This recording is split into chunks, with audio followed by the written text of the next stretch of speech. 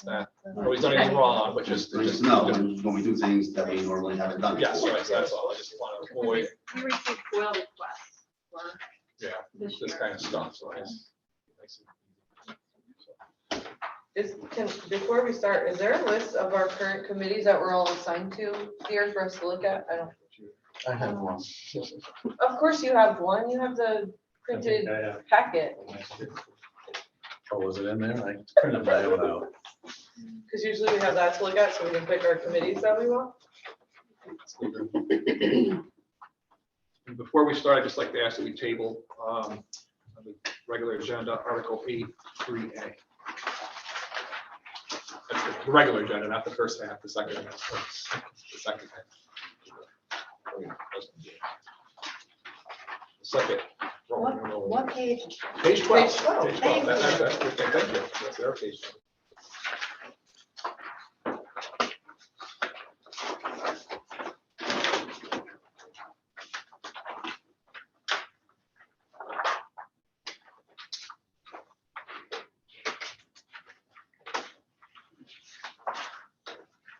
Everybody ready to start? Elizabeth will start us then. I'd like to open up this meeting tonight. Call the meeting to order. Please stand for the pledge.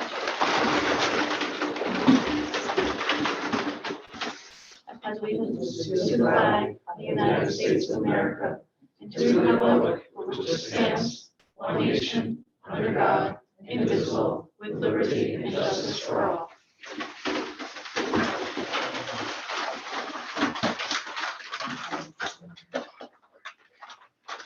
We're going to proceed with the oath of office of the new board members. Starting with Mr. Donahue.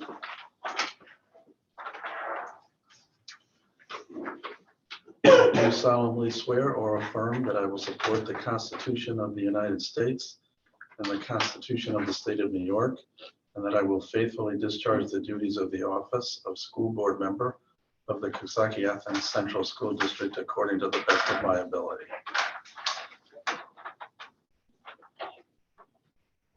Ms. Canning.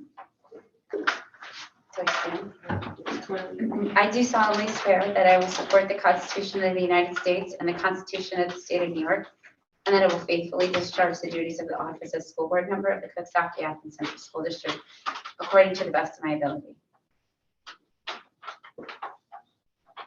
Ms. Beth. I do solemnly swear that I will support the Constitution of the United States and the Constitution of the State of New York, and that I will faithfully discharge the duties of the office of school board member of the Coxsackie-Athens Central School District according to the best of my ability.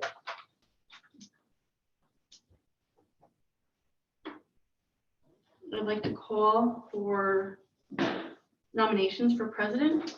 I would like to nominate Michael Donahue for the position of school board president at the Coxsackie-Athens Central School District for the 22-23 school year. Second. Second, Nicole, second. Oh, Nicole did? Okay, I'm sorry.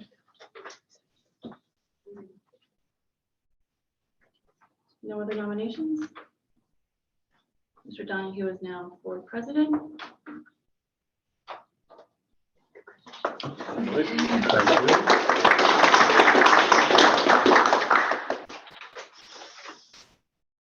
Office.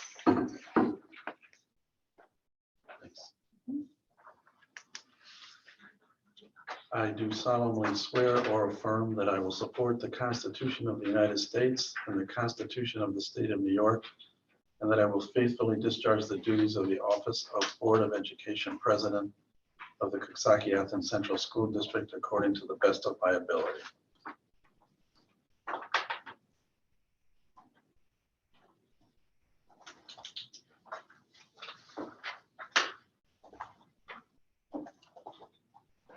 I guess I move on. Okay, so we take any nominations for the office of Vice President for the Coxsackie-Athens School District. I nominated Jamie Dorr. Second. With no other nominations. Congratulations. Thank you. Jamie. And you have the oath for Jamie.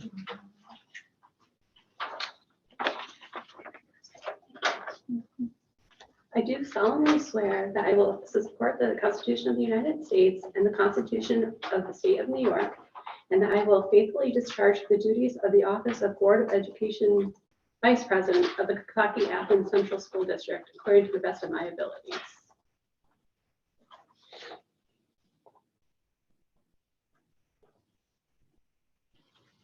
Just take a moment to thank, I think on behalf of both of us, thank the board for your support. And look forward to a fantastic year. Thanks. Okay. So we need the oaths of office for others, is that correct? I do believe so. So we all do it at the same time You want to do it? Yeah, they can all do it at the same time. or acquire. Be Just acquired. say- Let's just hear say it. your right- say your own name. And I'm also. Ready? I do solemnly swear that I will support the Constitution of the United States and the Constitution of the State of New York, and that I will faithfully discharge the duties of the office of school board member of the Coxsackie-Athens Central School District according to the best of my ability.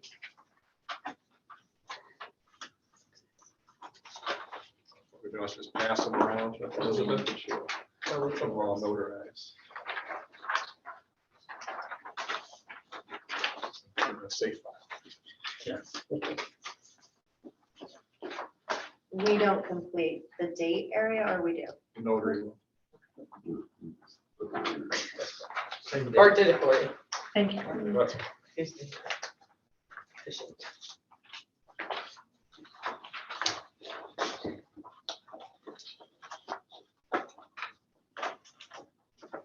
Did you say you did not want it? It's yours. This one? that's the regular application.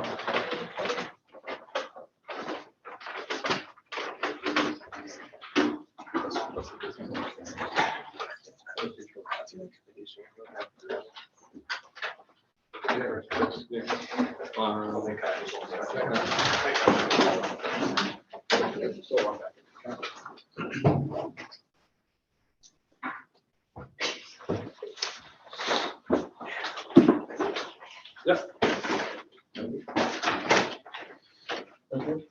That's what we did. I thought we did it. It's on July 20th. Right. It's in the regular to talk about. Okay, that's what you want to propose. Yeah.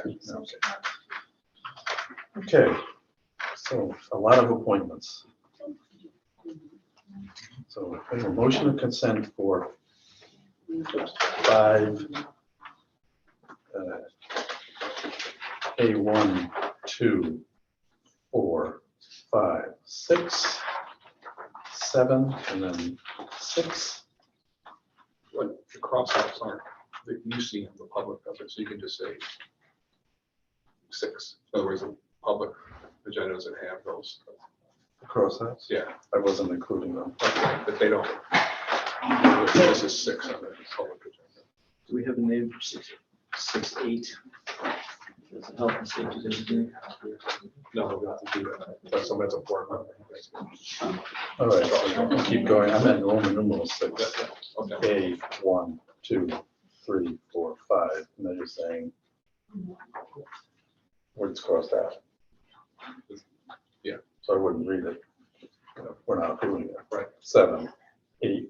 8 is not filled in. So we're not approved. We'll skip 8, 9, 11, B, 1, 2, 3, C, D, E, F, Roman numeral 7A, 1, 2, 3, Roman numeral 8, AB, Roman numeral 9, A through Q, skip 10A, and then 10B, C, 11, A, B through L. Roman numeral 12, A1, B1, C1, D1, E1, F1, G1.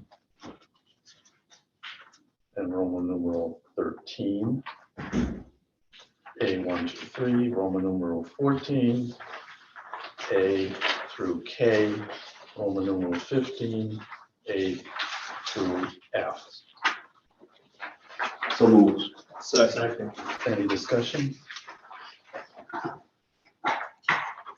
have one item.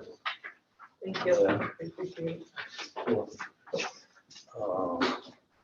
We're supposed to meet again on August 18th for the August meeting. Is that, do we want to, is that good for everybody? It's not good for me, not that that has to change anything for Jamie. I don't know if you can make it, but do you want to stay with that? Or move to the 25th? Is that a Thursday? You're not here? Okay, then it has to be the 18th. And are you here? I am. Okay, I'm not as well. Sir Donahue? you're not. I'm Not. Anyone else not here the I think 18th? Nicole's not here. The 18th, right? She's not. So we need 5 of us. She's not here the 20th. I thought she said the 18th as well. Who can be here the 18th, August 18th? David? Yeah, I can't be here this one. It seems like Kyle, Nicole, and indicated they could.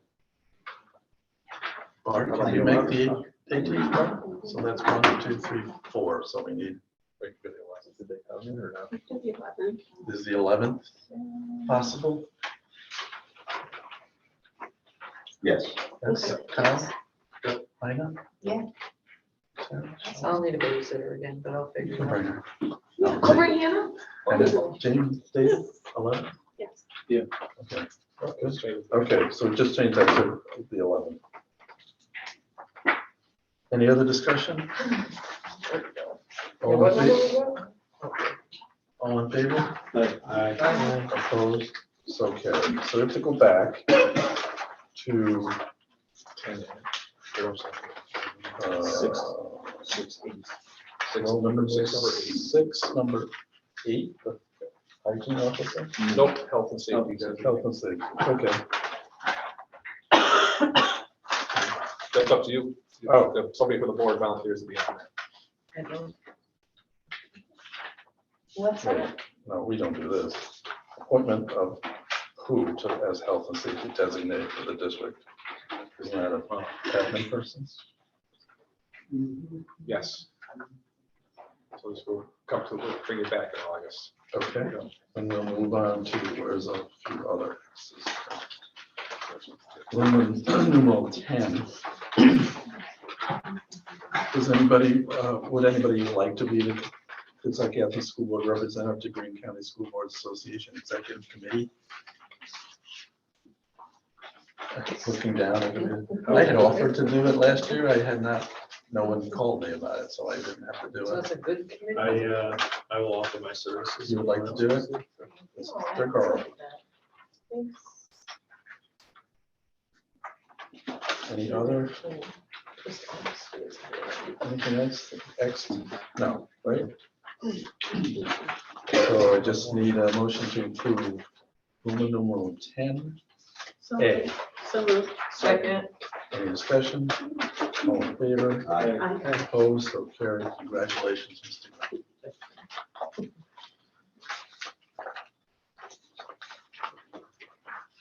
Okay. And then on to our regular meeting, right? Mhm. We're already here, we're called to order, we've already said the pledge of allegiance. Approval of minutes, a motion to approve the minutes from June 26, 2022. So. Second. Any discussion? All in favor? Aye. Opposed, so carried. We have 3 presentations, the first on special education.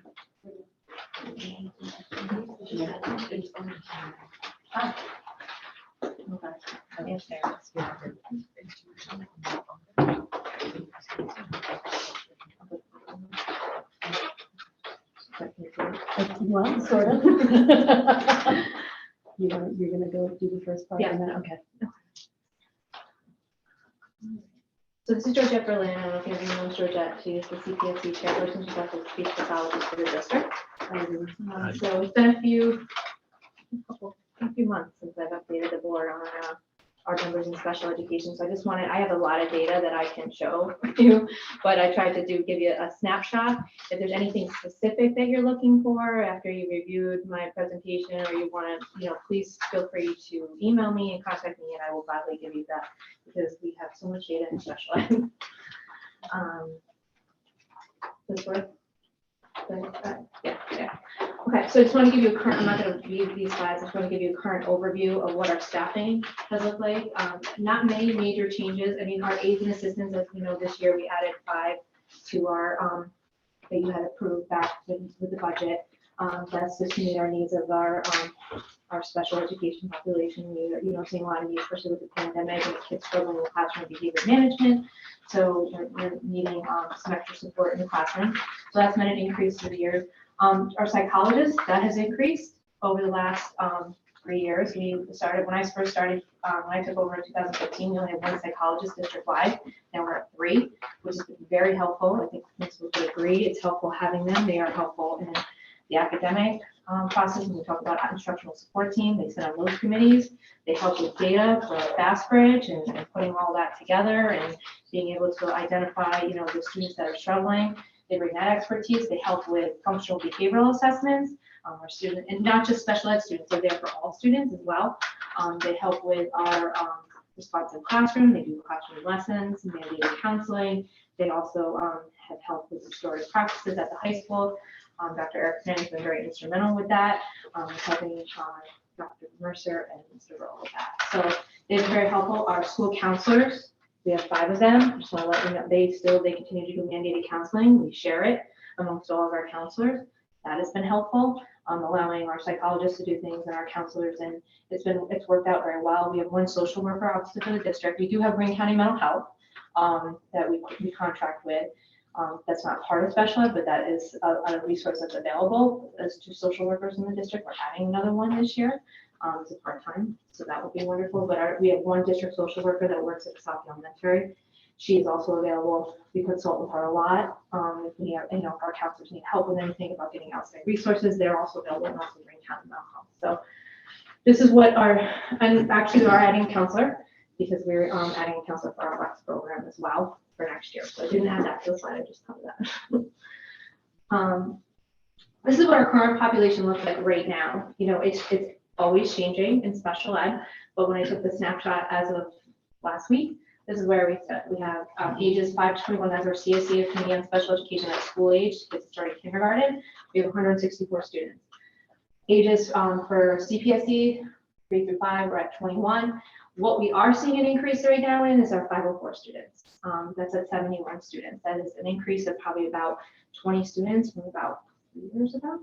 We're seeing a big increase with that because, we have a lot of students out there that are struggling with anxiety, social ADHD. We're seeing a lot of that we require not specialized instruction for special ed, but they need accommodations in the classroom, or they need counseling support. So we're offering, we are looking at, that's how we offer them support services, is through a 504. Usually that comes from a doctor, usually it provides a script. We have kids that are diabetic, kids that have Crohn, any of those medical needs, those are serviced through our 504. So our office takes care of that.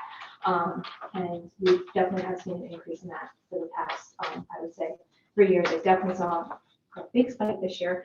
I think it's just students struggling with returning to school in the transition. So we're looking at that process over and how we can support all students, and not through a 504 specific plan, but how we can support all of the students that are struggling with transition.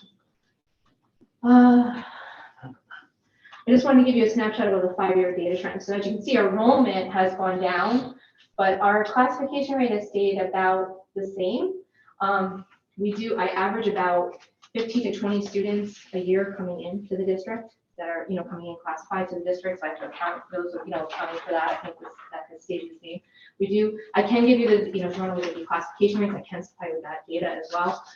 We do pre-classify a lot at the elementary level. We see a lot of and usually about 11th and 12th grade, we have students that have done successful and they're not requiring special ed service. Sometimes they drop down to a 504. Or we have kids that have speech services and they don't require specially designed instruction for special ed, and it can be classified there at the elementary level. So, even though the declining enrollment, our classification rates are the same, still under the state. But I'm happy with this, the way this looks right now.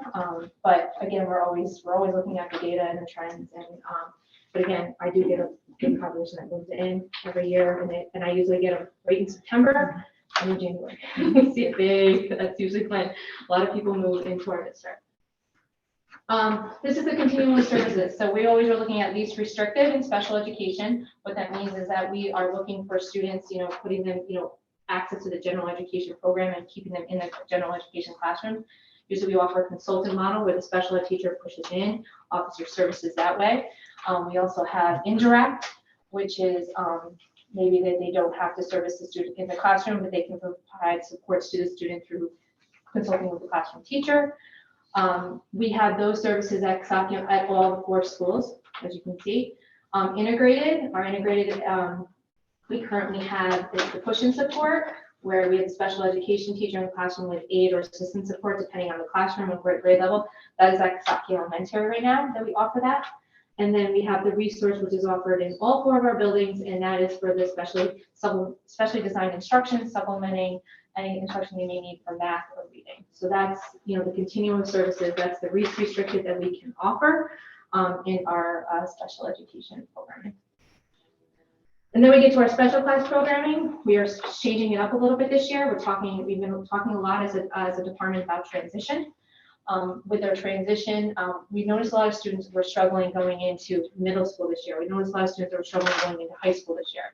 So what we did was, collectively as a team, we sat down and really looked at our special class. We looked at numbers. One of the things that is driving force in special class, we have to look at what our population is, how many kids that we have in the classroom, and we also have to look at age, because I can only put a 3-year age span in a classroom. So that really is a driving force of how we look at what our special class model looks like every year. But transition was really hard. So for some of our students, so what we did was we looked at everything. So we still have a 12-1-2 classroom at Coxsackie Elementary, but now it's 1st through 3rd grade. So we took that class and split up. We were at 15. We were 15-1 this year, so we took it, and next year, and we're going to get a 12-1-2. So that means 12 students, 1 teacher, an assistant, and an aide will be in that classroom. And that'll be probably about eight students that we're looking at put it in that classroom, as opposed to where we had 15, and it was hard. We had a lot of behavioral needs and support. Then we have we have students that are going into middle school next year. So the highlighted one is that's a new classroom that we are starting for next year. It's 4th through 6th. It'll have the 12-1-2 same, and it'll help with that transition for those kids that are moving into the middle school. And it'll be located with Dr. Mercer. That classroom is located close to our other middle school classrooms, so they can they can work together and on projects and whatnot. So that is, and then we have a habilitation model that has been very successful. That is at Coxsackie Elementary. Georgette works very closely in that program. Those are for our students with severe disabilities. What we do is we provide treatment. Those are students that need the life skills and provide treatment through PT, OT, and speech. That what has been helpful with that classroom is having a habilitation model. I don't have to worry about the age range, the 3-year age difference. I'm looking at what the severity of the disability is and grouping those students together and being able to provide a solid program. That's been going very well. And what we also did was we supplied support services to the family, where instead of doing parent-teacher conferences, we do that, but we also provide training for them and what we're doing in the classroom and how they can be trained at home. How they can carry some of the things that Georgette is working on communication in the classroom. What are some of the things we can carry in at home too? So that has been very helpful. The parents have liked it. I think you got really good feedback from them this year. And the social worker takes a piece, the OT takes a piece, and they all take a piece throughout the year of what they're going to train families on. So that's been helpful. And then our high school, you hear me talk a lot about our life skills class. Those are our students that that are receiving a skills achievement credential. They don't receive a Regents diploma. Those are our kids with those are doing the life skills program. That is, we're looking to get back into developing the internship. That we had to put a lot of that on pause with COVID. We were really starting to take off with that in 2019-20 school year, and then we had to pause it pretty quickly because COVID happened, and then it was hard getting back into the swing of it because of the uptick with COVID on and off. So when we had the careers come into the high school this year, some of our sped teachers did a lot of networking and trying to build up those internships. We can reach out to those people during the school year. So we're excited about that. And then we have the 15-1-4 classes. If you ever hear them, any of our students or our parents talk about that, is those are the classrooms that they're small. They're Regents bound students. We are supporting their academic and social emotional needs. They struggle being in a consultant level class. They need more of a smaller class setting. We have a lot of behavioral needs in that class. They need more flexibility in their academics and their social emotional, to meet those needs. That's been successful. We started that about 3 years ago. We're growing it every year. We work with I work with the building, the team does work with the building level principals and like what classes we're going to offer with that. And, we have seen, I'll get to a slide that shows what we're graduating using those programs. Could I ask Katie just quick? Sure. I'm sorry, I'm walking fast. Go ahead. The work with the families that you mentioned, Yeah. is that going to their homes or is they come here? They come, we did, well, because of COVID, they did a lot through Zoom, right? Yeah, and we created digital resources that they can access, so they're talking with us, communicating with us. We haven't gone into homes because of COVID and those kinds of connections, Okay. but they are getting direct. Good. Training's not the right word, but they're learning the strategies that are going to help us support Yeah. good. their That's kiddos in being successful at home. Yeah, I mean, there's gonna be that, like, we do pod training, Oh, yeah. communication. We also have a lot of our students use the iPads for devices to communicate at home, how they can use that at home to communicate because they see behaviors at home. So how is that helpful? How do we use it in the classroom? So yes, good strategy for us. Yep. And then our out of district placements. So we're currently sitting at 20 students. We're at 20 students for next year. I highlighted, these are the high ones I highlighted in yellow are our new private placement. We have one going to St. Coleman's Home and then Oak Hill School. And the other students that we have there, the other placements, this has been about the same number-wise for the last. Are they day program placements? Yes, all day program.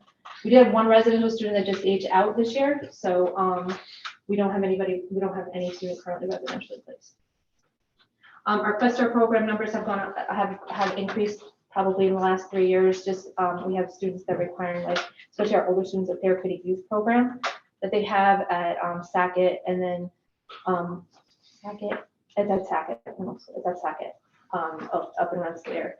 And that has been helpful for some of our students that have been struggling with, anxiety. It's just a smaller class setting. It's a 611 classroom. So we're seeing, and then our young students, as well, go to George Washington School, and they have a 412, 4 students, 1 teacher, and they require that level of support. So this is what our graduation for 2022 looked like. We had 5 students that received the credential. 4 regions, 1 local, and then we had 6 students that did the regions and the CDOS program. So we are very proud of that. It's, for my special ed teachers, and I say it's not just my high school, it's collectively moving through all of them. Some of our kids start out in special class model, and we're able to move them through and even get out in consultant classes, at the end of their 10th and 11th grade year. Amanda Brock does a nice job. Just a shout out to her. We have a lot of kids in the special class that just need the social emotional needs of support, and she does a nice job of transitioning them out into the gen ed classrooms and providing that support in the classroom as their home base. So that's been very helpful in getting those students ready for high school. I think that's it for me. So I'm gonna have you take over the CPSUs. And then when I get stuck on this, you're going to. Okay. Because I don't have my specs on. Okay. So is that, I can do it? Yeah. Yep. Yeah. Okay. So I am the CPSC chairperson. I have been for on and off for too many years, I guess. There are a lot of moving parts to CPSC, and the CPSC, for those who don't know, is a committee of preschool special education. So these are services that are financed through the county, but the school districts are responsible for making sure that the programs are in place. And it starts with evaluation at the 3 to 5 level. And then currently we have 8 kids that are moving out of that system. So they're still in preschool for this summer, and September they'll be in their placements for kindergarten. So that 22 number that you saw is really a moving target, depending on which column you kind of put those numbers in. But at any rate, the numbers for our district, I don't know if that's on the next, no. The numbers for the district, I look back to 2013, pretty steady with the preschool special education kids. We have between 20 and 40 on any given year. What has changed over that amount of time are the number of providers of evaluations. So that has been gutted for, and Shelley knows, any number of reasons. I'm not really sure why, but we had an opportunity this year to work a little bit more closely with the county in getting a contract. So the plan that we would like to put into place for September is to develop the contract with the county so that we could provide the evaluations if parents choose us. They still have the right to choose from the provider list. But as a matter of convenience, that might be something that they're interested in. That's just going back to what I talked about. So we can get into the contract maybe a little bit later. But right now we're in that little static state with it, just waiting to happen. So essentially it will help our, right now we have some students that have not been evaluated because there's not enough evaluators out there. And that's not it's a statewide. It's not unique to this It's county at all. but it's been, the problem has been growing. So this is a way to kind of relieve that, because we have timelines that we're supposed to be honoring. And we have some kids that have been waiting 4 months for an evaluation because there's nobody out there to You evaluate. gave us a list of evaluators, and there's Albany, and Yeah. it's not Right, and local. No. correct, it's inconvenient. Yes. There. And one of the things, so the county approached us on possibly. Over many years. And Over this is many. the year where we said, you know what, now we're really feeling it. Yeah. And it's hurting the families. And I will say we are the first school in Green County, I think, to do this.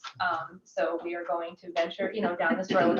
We're gonna have some bumps, and we know that, and working this out. But we feel that it's in the best interest of our students that we serve and our families that we serve. And we know it's gonna be a bumpy road, and we're Our growing pains. It will be some growing pains. But Our intention is to provide evaluations for the kids that are in our district, but what that does in effect, it gives time to other districts to access the other evaluators. what is nice is that we have a UPK program. So And that was one of the parts of the Driving. process. right, so they're in our classroom, and let's say, one of the teachers and the parent, they feel the need to eval, we could possibly be that evaluator. How nice is that? Where they're in our district, they're in our programs, we could be the district could be an evaluator for. So can they reimburse you? To be an Yes, evaluator? That's where the whole Yes. contract comes into play. Right, and that's why the contract is so important. And they're between contracts now. They have an old draft, but their lawyer's putting together a new draft, that. So that's what we're waiting for. We're waiting for the new copy to come. The back work has already been done with the insurances and all of those things, those little nuts and bolts that the county needed to see. And then it's a matter of ordering the test materials and, offering that service Would to you our just be local doing parents. it for Coxsackie-Athens? Yeah. District? Yeah, Yeah, right now. Not to say that, Casco couldn't ask us. You know what I mean? She's already asked. She's gonna put a call and I can. I already did, 2 weeks ago. Yeah, so I mean, if we could, but I mean, Might want to listen yeah. now. but we are not ready to handle that yet. Right. I was told big fat no. Who would do it, Kate? You would? I would, and then I've already canvassed one of the school psychologists who also has, I have a background in, I think it was 15 or 16 years in preschool speech therapy, and then she has a background in preschool Yeah, psych. So, yeah, one of our school psychologists that we have currently have on staff, so they're interested. So it was nice to develop all this with their, their input. Yeah, so it'll be a little bit bumpy, but hopefully that timeline is going to smooth out. We're not gonna have kids waiting for months and months when we know that, when we see it's obvious that there's a need here. Taking them to Cloversville. or- Right, and having to drive to Albany, or, yeah. With gas prices the way they are right Yeah, now. crazy. So this was just the benefits of the contract. We pretty much went through there, and from my perspective, it's about the timeline and then serving those families. And it aligns very nicely with the community-oriented service that we try to perform. So hopefully, the parents will see value in that we can provide that for them. And then it also starts the relationship. We always talk about this with special ed. Yeah. That you have to develop these relationships with these families, and the school age relationship is going to be 21 years For some of them. for some of them. Yeah. So it would be better if we could start it all off on the same footing. Good. So that way, let's see what that is all Yeah. about. And so just like looking at future, like what are we looking, what's the big picture right now in special ed? What are some of the things that we are focusing on as a department? So, obviously we talked about CP, that is a big focus for next year, but then we also internship program, our work-based learning, we really want, we started that and we want to get back on, it's one of those, it was going well. We had started building up a lot of relationships with, the businesses, and we want to get back to growing that.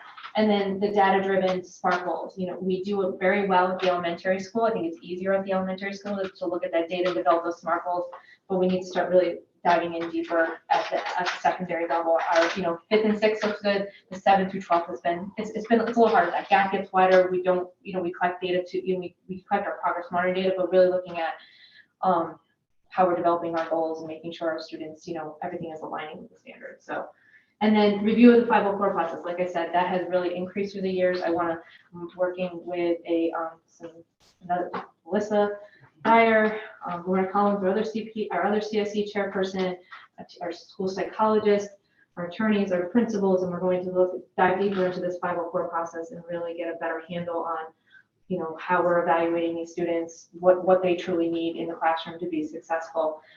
And that is, and it's different everywhere. As we're diving deeper into it, it's different in every school. Every school does it a little different, and just trying to find what the best practice is for here at Coxsackie-Athens and how we're meeting the needs of our students. So that is going to be something that we're going to hopefully kick off in, again, growing pains. We're hoping next year, this time we're reporting back on what our evaluation process All the looks like, successes. what our growing pains were, and what we learned from, this going into this school year. But any questions? I know I threw a lot, and like I said, if there's something, a data point that I maybe missed, let me know, and I will definitely get back to you if you're looking for something specific to special education.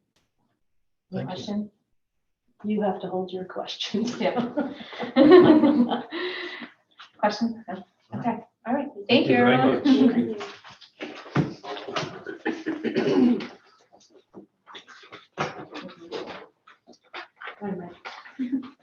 Mr. Kretschmann.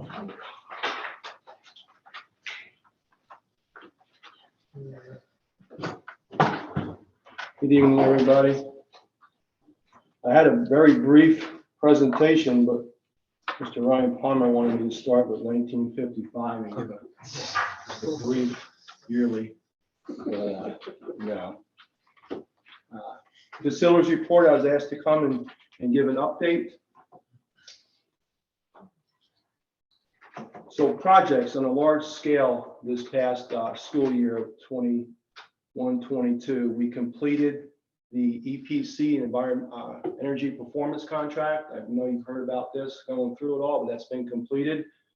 Everything is running good. We changed from steam to hot water. We did all the lighting everywhere in the middle school, high school, and the elementaries. And we'll be seeing a savings from that on all ends. So that's very good. That's completed. Currently, we're working on phase 2 project. Unfortunately, as everything else, supply interruptions, we're waiting on switchgear and 2 generators. I deal with it constantly. In the public sector, there's nothing we can do. They've done everything they can to get to this point, so we're just waiting on that. And we can do a quick changeover. So that is on hold, but is going very well. So those are 2 large-scale projects. Smaller projects going on right now. As you know, we had some issues with the front lights in the parking lot not working correctly. We have that in right now for the works. The materials are ordered, and we're just waiting for the lights to come in, and DLC will be switching them out. So we will have proper lighting out in the parking lots across the front of the school. We have them now down the side, going down the sports entrance. The old ones will be coming out very shortly. The paperwork's been sent in, so we're just waiting on that. Are you waiting on surge protectors? Is that what I remember? Something that would protect the bulbs from. So for which part? For out front? Yeah, all the lights on the parking lots. Yeah, for out front, we're going to wait on the new switchgear to change over to the new service, because there could be problems with the current service, so we want to wait. So it's different. And now put that out there and have them blow. So we're waiting on all that. Yep, very good. Huddle camera, we have a huddle camera in the middle school gym that telecasts sporting events. And we're putting one out on the press box for the stadium field. That will be going in this summer. We're bringing fiber optics out to the gazebo behind CE. They are meeting with Vince tomorrow morning to measure up on how much we need. That will be going in. The cross-country trail, I've had BOCES here over a while back with 2 classes for 2 weeks. They brought a lot of dirt onto the trail out there to bring up the low spots where we had water problems. They did very well. And then in July, Mr. Jake Cowell and Rocco Pietrafesa, we're going to be renting a machine, and they're going to be finishing the rest of the trail over here themselves. So next season when we start, we'll have a nice cross-country trail, which will be very good. We're also working currently on drainage. There's a lot with the size of a piece of property this big, no matter where you are, and controlling the water, getting rid of water. So we've been working on that. That's progressing very good. We reclaimed some old swales, so we have a lot of water flowing now, and it's been dry, so I really can't tell you how good it's working, but I know at the end we're chipping away at it, so that's good. So those are your small projects. Summer projects, facelifts, if you will. The EJA art room, we had a univent break a while back, and now we're just getting ready to remove the tile. It was painted last week, so that's done. Next Tuesday, they're coming in to remove all the tiles, asbestos project. And then the following Monday, the new tile will be going back down. She will be all set, and that will be brand new for her. CE room 15 is getting painted right now. We are doing and ripping up some carpet in the middle school, and room 211, they'll be getting some no wax tile put down there, so that's good. The band room risers over here, there's some work going on there and some repairs, making that a little bit better. And then we're getting a bicycle rack out front for the middle school, kids to put their bikes there instead of in the foyer. So those are just some small summer projects going on. Not all of them, but trying to keep it brief for you. Security, after the last lockdown drill that we had, we identified in the middle school about 12 to 15 different doors, mainly in the middle school suite, the main office, and the band room. So those materials have been ordered. Our PO went out, and they'll be coming in. We'll get that all fixed before the new school year. It was nothing major, but was just some things that we saw that could be better. So those locks will be going in. So what was it like? Identify them as what? There, so there's some rooms that go into, there's a lock on the outside, but you'd have to get up from your chair and go out. and lock the door. So now we're gonna put a thumb latch on the inside, so Okay. boom, shut the door, thumb latch. So there's basically 13 of those. So, and the band room has a lot of interconnecting doors over here in the middle school.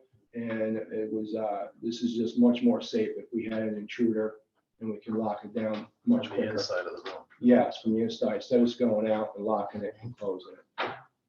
Yes. Are the doors coming in? Are they? No, they're not doors, they're just locks we're putting on. But are our doors that come into all the buildings, are they, like the one in the CE cafeteria is? Yeah, I just wrote that down. not- Yeah, so there is a capital outlay project in the works. I don't know where it's at right now, but we identified CE and EJA, both sets of double doors in the cafeteria, and the two large gym doors. They have the large window, transit windows above them. Both of those, the reason they're just rotted out, their life expectancy is over. Right. All the other doors, we go around, they're working. They work good enough and safe enough until another capital project comes along.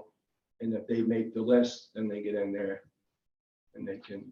Yeah, Do we just. want to work with you Hmm? closely with our facilities group, our Sure. safety group on safety and security concerns over, Sure. just really want to pay attention to that after the Texas Uvalde shooting. And we want to just look at entrances and how the doors are Sure. and if anything is, like I hear, it's hard to get into some, it's hard to get out of some, and so we just want to.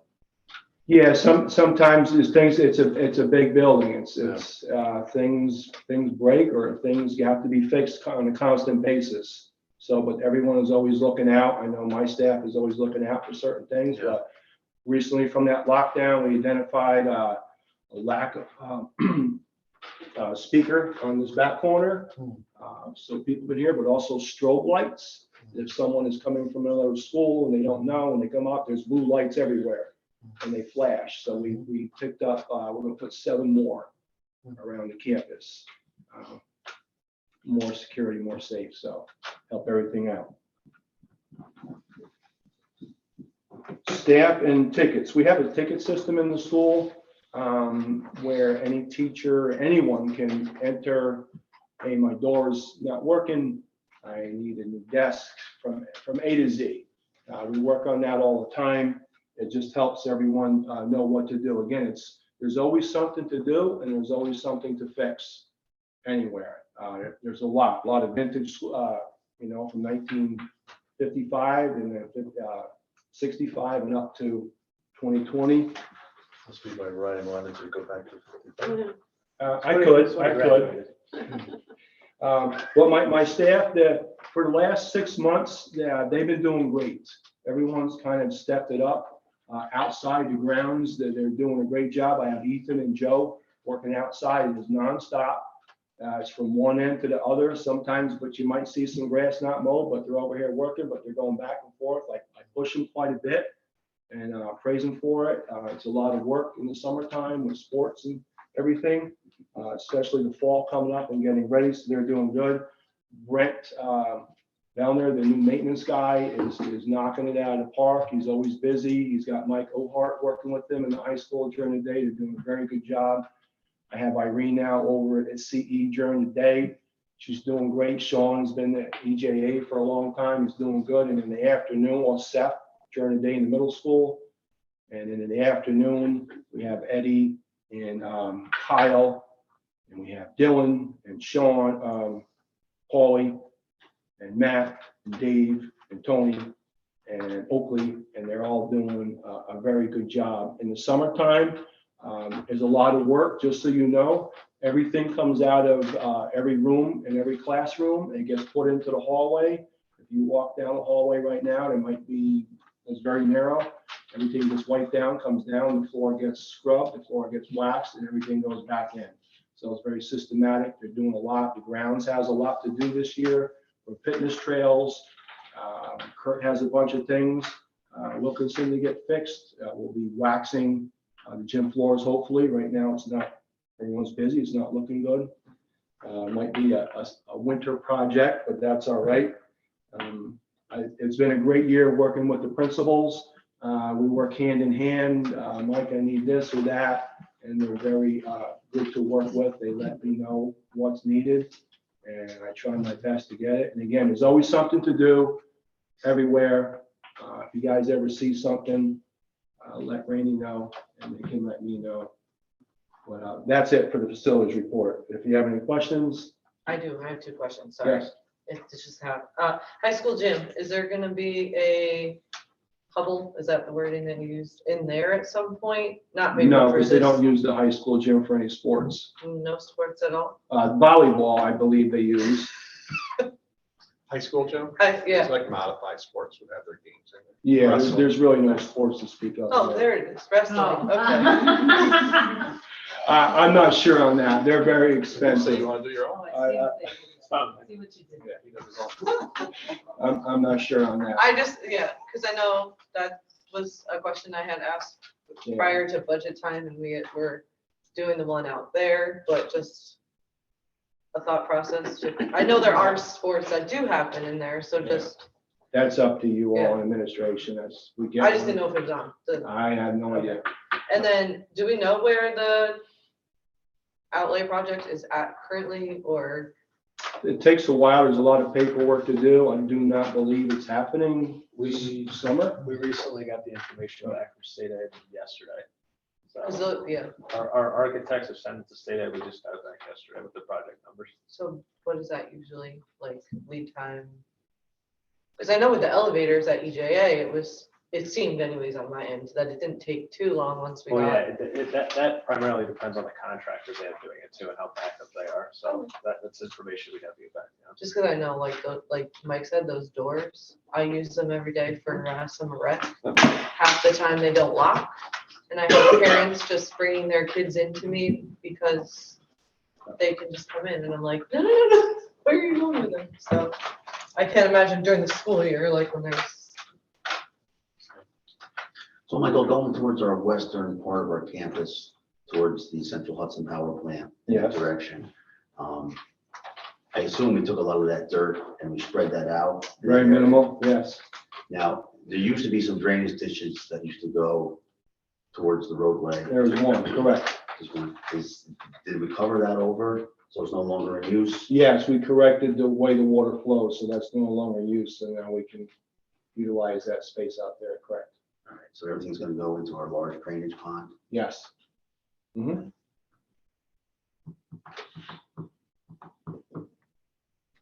I know what's come up is the jump in the back part that. Yes. Is that still back there? It is, it's coming out as much as I can get out this summer. We're trying to put up one of the, just for instance, the goalpost, the old goalpost. We might utilize one of those for practice. If I can get a machine in there and gently get one out. There's a lot of, we were just talking the other day, there's things back there that are coming out.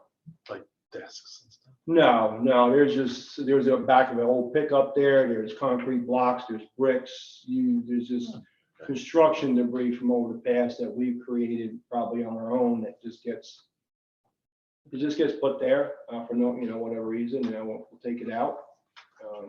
Moving forward, are we gonna have a centralized location for the stuff that seems to accumulate? Do we have a central I location like for not this? to have it all. When we get it, sometimes we wait a little bit, we'll store some things up, we'll do a metal run. And not just take one item at a time, so we'll store it for a little bit, but I'm trying to eliminate all that. There's no need for what's back there now, it's just been years and years of So I'm stuff. thinking, because we built that cage area behind the garage. Yep, And that's basically empty.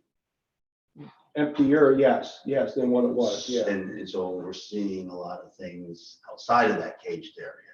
So my thought is when the workers need to place things, can they Mhm. place them in the cage area?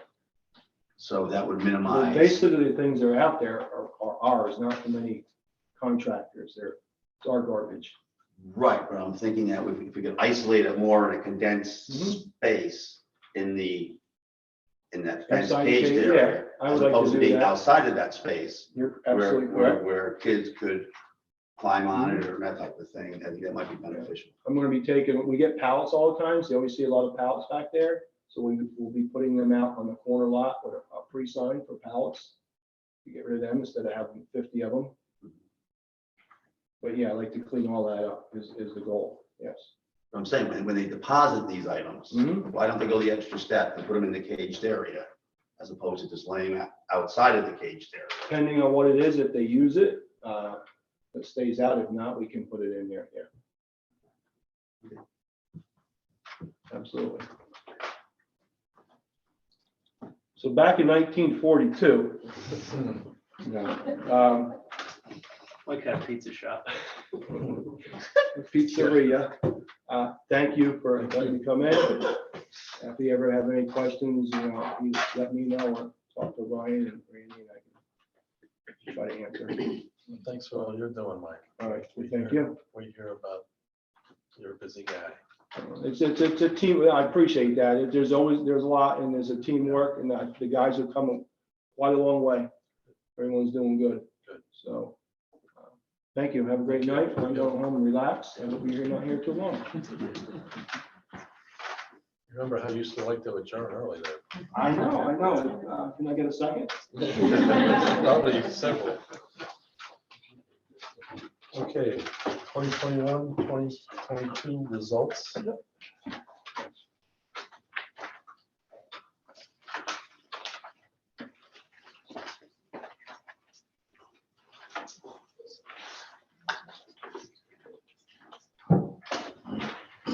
You also have this at your desk on paper, and you've had it in your I guess for a while, your weekly updates and stuff. So I just, again, I'm not going to get into the minutia here tonight, but just to kind of give a summary of our results for the last year. Again, these are the 5 goals that were set by the district links team, with teacher leaders and staff in 2019. They made these, so this is back prior to the pandemic. You recall, another century for that. So this is what we were shooting for back then.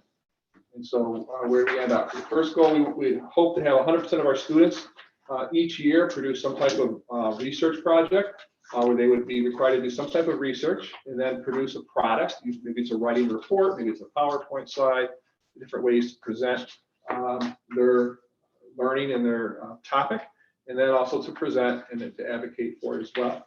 Right, so you can see our elementary with their pathway projects, they've done a fantastic job. 100% of our kids doing that on a yearly basis. Pretty much there in the middle school, almost ivory perfect there, and then in the high school, almost the same as well. So we've gotten to that point now where all the kids are, or should be, unless again they're out absent for 2 months or mono, but should be experiencing at least one of these types of projects each year. And so we're going to continue that emphasis for a variety of reasons. It's not just the research we're looking at, but just the skills that they're developing by doing this work. We're going to be getting to look at having 2 of these a year. So again, going back to what Mr. Walsh talked about, more of a project-based learning environment. This is where this is heading to a certain degree for that. So it's going to be more than just your typical project, but also more collaborative projects as we go forward. So good work on everybody's part. Our second goal was reading. We did not certainly meet our benchmark for that. We can certainly the teachers are aware of where their kids are at, the principals, et cetera, for that. We had aimed for 80% back in 2019, which was a significant increase. But with COVID and such, we're right now at 54% at benchmark. You can see by grade level. We also gave you some data there by cohort, because cohort apples to apples. You can see, over 3 years, some of the cohorts have gone up and some have gone down overall. Through those years, as far as the number of kids who maybe were at grade level as first graders, where are they now as 4th graders, kind of thing. So those are our percentage of kids at grade level each grade. As we go forward. So there's a lot of work to be done here in this regard, and the principals will be following up, upcoming meetings throughout the year to discuss how that is occurring.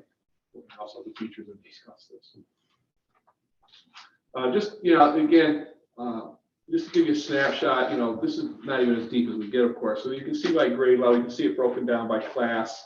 We have 5 kindergarten classrooms, for instance, this past year. You can see how many kids were at grade level in the fall, the percentage, and how many that were at or above grade level in the spring. For that, you just kind of see at the classroom level, where we're at, all the way up K2 and then 3 through 8. As you know, 7th grade is only 1 English teacher, so that's divided by 1 in that case. But let's say with 8th grade, but you kind of see where we're at each classroom. And then of course we go deeper at the building level, the principals. There's names, of course, to all those classrooms. Right? So they work with the teachers to figure out what's going on. and then of course the most important level is the student level. And so if I'm a 4th grade teacher, once I get my class roster, I'm going to be looking at my incoming students and where they were, how they performed.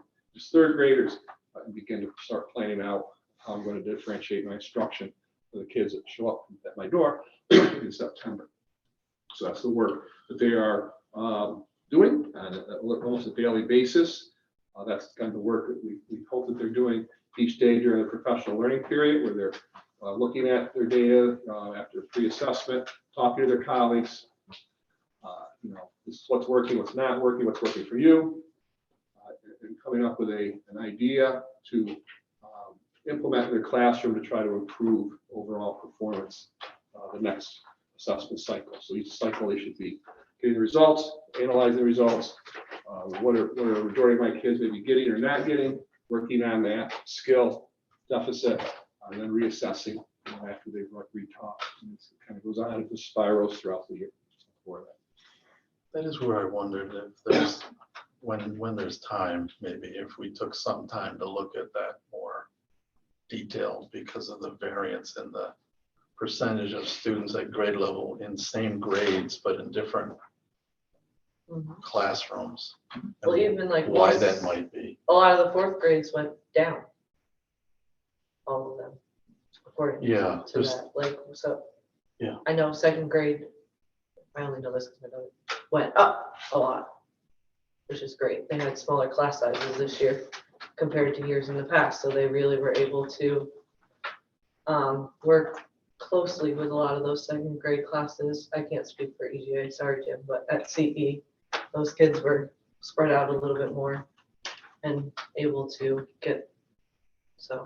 Right. But like the Again, 4th grade right, dropped the like information, so, 20%, yeah. And That's great. I think there's things blocked in there, but you look at 2nd grade, you have Thank you. these are your stuff, you have 1 2nd grade class, 13 kids, they're 43%, 46%, the same in the spring, the same for the other grade. You have class 11, 45 to 91, so you got, 2 15s. One had some improvement, some had more improvement. And you're always going to have that. It's just that, they're heterogeneously mixed groups. It's just, that's the nature of it. It's not, we're not talking about widgets here, we're talking about kids for that. So we certainly look at, who are those outliers in the positive sense, and what are they doing to get that type of, not only the number of kids at grade level, but, and I'm just going to skip ahead here, the math, but what kind of growth was going on in there. Because if a kid comes, if I'm a 3rd grade teacher, a kid comes to me at let's just say a 1st grade level, I may not get him to 3rd grade, but hopefully I get him further, I can accelerate his or her learning so they're getting closer to where they're supposed to be for that. And so, our diagnostic assessments here, we use FastBridge. This is where you can see this here. So, for example, you have a 1st grade teacher, their reading growth, they had 47 who, just flat growth, 13% modest, 27 typical, aggressive, supposed to be aggressive, bottom there, growth there. So you can kind of see, again, who are the folks that are getting a lot of aggressive growth amongst their kids. We also have to look at this, because what if you started a year and all your kids were already let's say, high flyers? You may not get the aggressive growth of those kids because they're already flying, so to speak. So that's again, there's a lot of detail behind this, even this slide here. So it's, we're not judging at all on this, but that's the questions we ask. Okay, so this is just, again, this is still not even really a minutia look at the data. This is just still a building level type of a look at the data. So you got to really drill down to the kids, where were they in September, et cetera, like that. But does that data help you to determine like if you should keep the classes smaller, whether you should go down in class, like amount of teachers and push them together?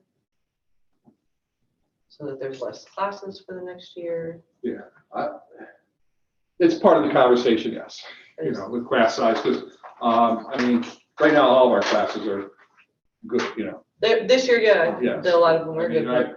I think if you talk to any teacher in any other school district, they would be drooling if they saw these class sizes. Even in But, COVID world, yeah. they would be. So, can we maintain that?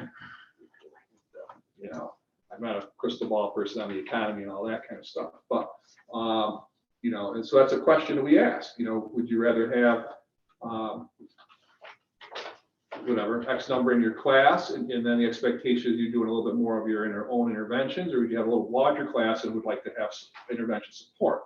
Now, some people are going to talk about both, but there is a finite amount of resources we have in our district to have, 12 in a room and have your own RTI team. That's not sustainable anywhere. But so those are questions, that we ask administratively, that we look at, and even feedback. We actually ask the teachers that question. What would you prefer?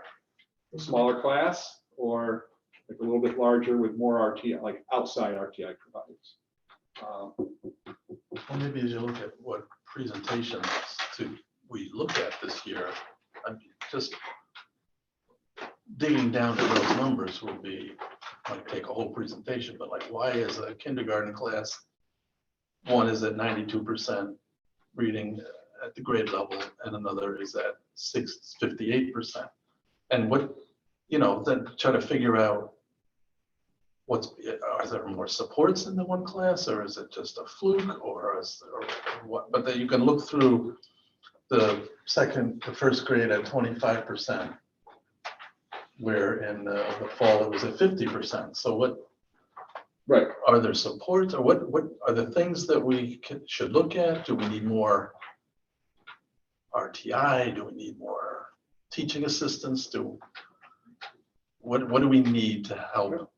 Better most of primary the scores? instruction too. Better primary, like initial classroom instruction, is something we gotta look at too. For that. So yes, and so these are all the questions we look at. So, we have to, again, as professionals, take a look at this data and not be defensive about it. If I'm the person who's maybe doesn't look good, so to speak, up there, and be open to here's what's working down the hall. Again, it's all stuff for kids, but we need to be able to pool our brain power, if you will. Even if in a discussion of reconfiguration. Yes, exactly. What would be the difference? What would we be trying to do? What would we see? I assume we'd be seeing higher than 58% kids reading at grade level. I hope. Right. So, but that goes into the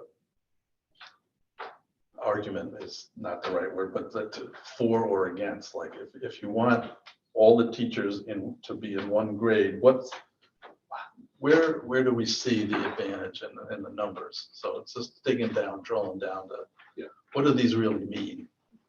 Like again, I don't want to go down to that topic as much, but again, you have 4 or 5 people having a conversation about learning, opposed to 2. Not that those 2 aren't together great, but more minds, better solutions. And also, like Mr. Martinez talked about in the past, when you have those times where you're going to do additional instruction, you can spread out those kids into 5 groups instead of 2, because in 2 you've got the highs and lows. The bluebirds and the robins, right? Back in the 1970s, how we used to divide kids up in reading. So should we see in the 5th, 6th, 7th grade numbers higher because everybody's in the same building? But not everybody teaches math, not everybody can be departmentalized in 5th and 6th grade. Reading, such as, do we have reading results for? Yep, so right there, I'm sorry, math. This is math. So there's reading at the bottom, so you have 5th grade, you have 3 teachers, right? 4 teachers who have some type of ELA class. or maybe more than one. Right, so you see those results. Sixth grade, there's 3 teachers, and like I said, you only have 1 true English teacher in 7th and 1 true in 8th for that. So this is in my own head, and not to be argumentative, but I would think the numbers would be higher because everybody's together in the same building. And if that theory is what we go with, those numbers should be higher. But I'll And leave the that one alone. class with 16 in it has the highest number at 69%. The ones with 30, That might be more than Yes. 1 class. Yeah, we have no classrooms of 33 kids. That might be, so let's say like this this is a teacher, each of these lines is a teacher. So this teacher may have 2 classes. Like we don't have any 5th grade class with 33 kids, like, so I'm confused then. So we have over 100 kids in our 5th grade this year?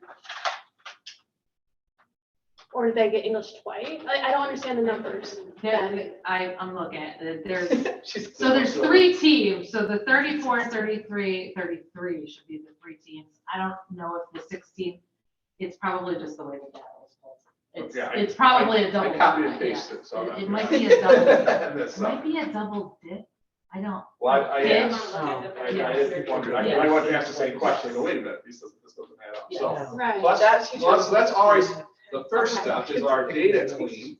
And again, this is higher level. So certainly we know we're not gonna say, oh, part, we're not gonna count part twice when we get down to the part with the school level.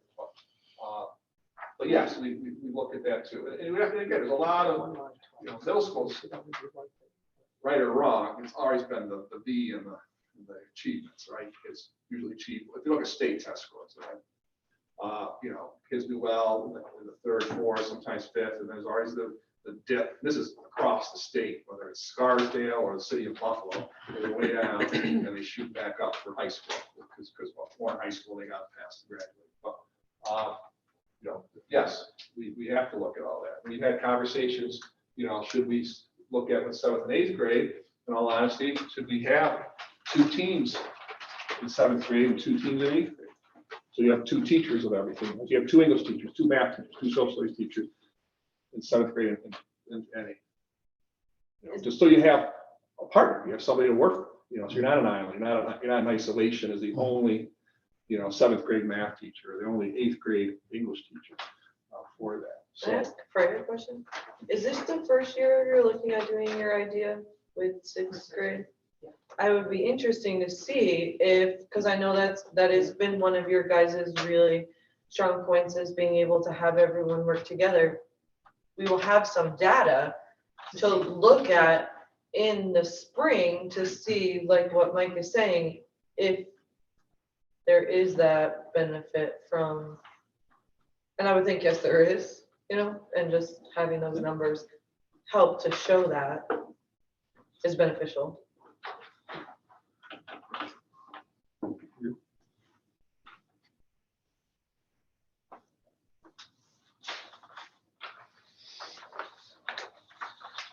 The next goal was social emotional learning. This is again what we called it in 2019. And we wanted 100% of our students to engage in some type of training each year. And again, how do you measure this? I know we struggle with how do you measure whether students, well-being is good or not. It's kind of hard besides just asking them. So again, going back to 2019, said, well, hopefully the kids are happier, there'd be less referrals. Right? So that was one of the measures we looked at. A decrease in discipline referrals each year, and also improve results on a climate assessment tool, which that's the next slide. So discipline referrals, you can see our baseline in 2019. For this purpose, we just broke it down. We have it by building, but we broke it down pre-K4, middle school, and high school. So you can see that again, COVID certainly had a huge impact. We were there 20. You can see the high school had a nice dip. In 2020, that's when COVID started, if you remember. So basically from March to June, we didn't have kids. I mean, at least, not that we didn't still have referrals. We still had some referrals going on because they were doing stuff online with each other. So we still had referrals going on. High school, I'm sorry, was flat. Middle school died. 2021, everybody was 6 feet apart wearing masks. So that, right or wrong, that certainly had an impact on our district of referrals. And then this year, saw the elementaries kind of keep their nice slow trajectory down as far as total discipline referrals. The work they're doing with responsive classroom, that's the training. When we talk about SEL training, it's just engaging our kids in that responsive classroom model every day in their classrooms, morning meetings, and other things they're doing in the classrooms. They're expanding on that each year. High school, middle school, we saw a bump back up this year. And again, we've given to that detail that I've asked the principals, so where are those? Why the increase?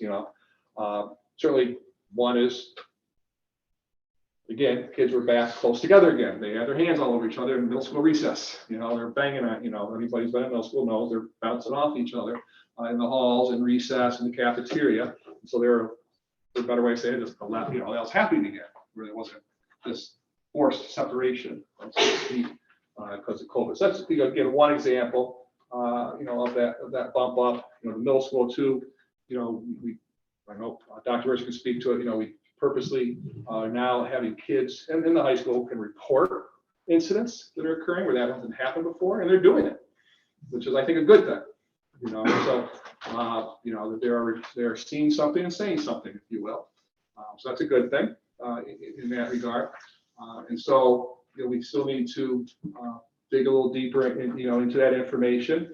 The teams have to work together too, and if there's issues in a grade level and things like that. And I know Freya's been working with the teams on that. How do they use this data when they receive it? As we go forward there. We also have to do some other, when things happen, you realize, oh, I didn't realize this. Like, honestly, I didn't realize that eSchool data did not have a communication loop. So we brought it up. I didn't know that. I'm not into that. I don't do this for referrals. So I mean, it's eSchool data. I mean, I said, that's got to get fixed. We can't fix it. We can ask eSchool data to fix it. In other words, if I'm the teacher, I write a referral on eSchool data. It goes off to one of the principals. They deal with the topic. They finish off the referral. I talk to, Mr. Wallace or, and gave him David in school or whatever. And that's it. See, and so then we have to, right now, it's got to be, for a better way of saying it, a manual communication back to the teacher or whoever that what happened. And that's just, to me, unacceptable for a student management system. It should, as a teacher, get an automatic, like a reply back. You should be able to, or as a teacher, be able to go in and see it, see the finished referral you wrote. That's not doable at this point. It must be before eSchool, because I remember. Well, yeah, the NCR forms. That's what I talked to a friend. That's what I jokingly said. I said, oh, so they don't get the pink forms back anymore, because when we, back in the day when I would get my referrals, in NCRs. Writing, and the teacher would sign it, and the administrator would sign it. And then the resolution was there. So this is not happening. So we're going to try to get that. We're going to put it in the queue and see if our management system will fix this. That's one tool there. So that again breaks down the communication. And also just again involving our teacher leaders at the middle school and grade level, high school. At the high school level, the teachers get these. So if I'm a 10th grade teacher leader, I'm getting notified that the 10th grader got a referral. What they're doing at the high school. And Freya, when she was at the high school, kind of got them going on that. The teacher leaders are looking at this and they say, oh, geez, wait a minute.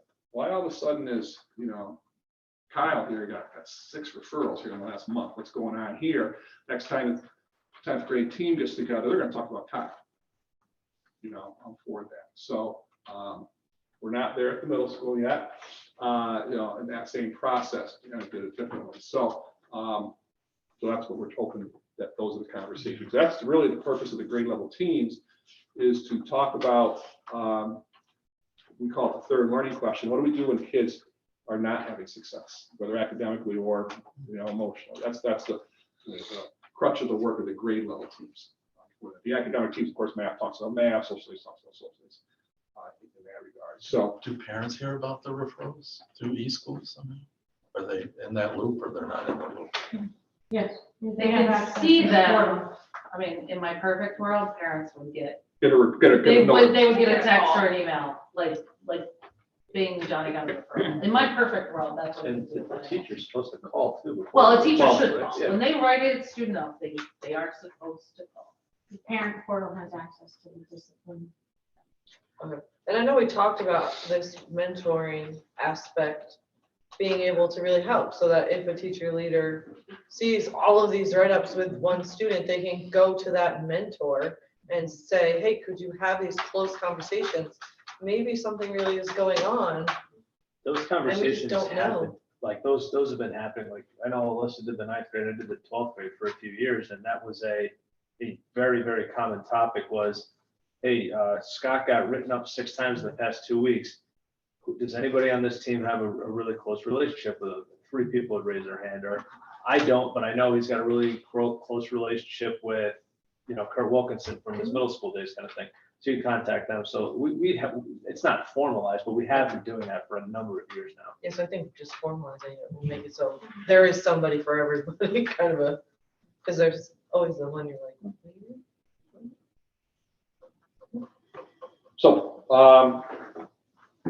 So again, did we meet our goal? In some ways, yes, because even though we bumped back up this year, we're certainly lower than we were in 2019. But again, it's 600 referrals a lot for an entire year, 400 kids. That's all perspective. And plus, what are those 630 or so referrals? Are 20% of them late to class? Not that that's not a good thing, but that's a different level of concern than, other incidents and other situations are going on. So that's, what the building team's got to look at is, again, what's at that student level, how many of each, so to speak, are we getting?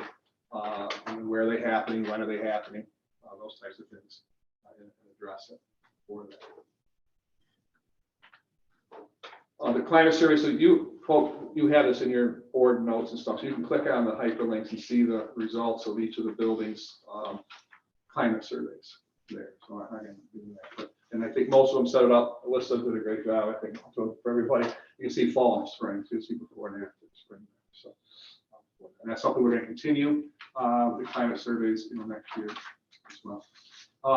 One of the goals, again, this goes with one of the board priorities as well. Two of the board priorities is we want our kids to be able to demonstrate competence in a majority of the life-ready skills, which are being a good collaborator, working well with others, being a good communicator, critical thinker, creative thinker, and self-directed.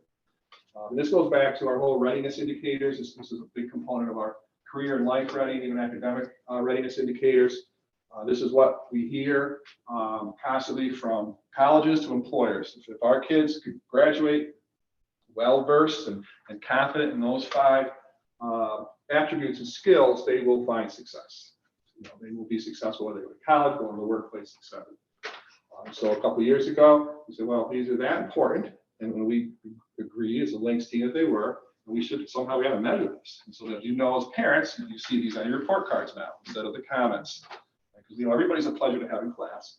Right? We don't need that as a comment anymore. So now you're getting feedback on these 5 indicators on the report cards. So you can see again, elementary level, what percentage of students were demonstrating these consistently. This is the final term or quarter of data. So elementary is the 3rd term. Right? So again, like 82% of 3rd graders were demonstrating consistently, the majority of those 5. And so I broke down my building.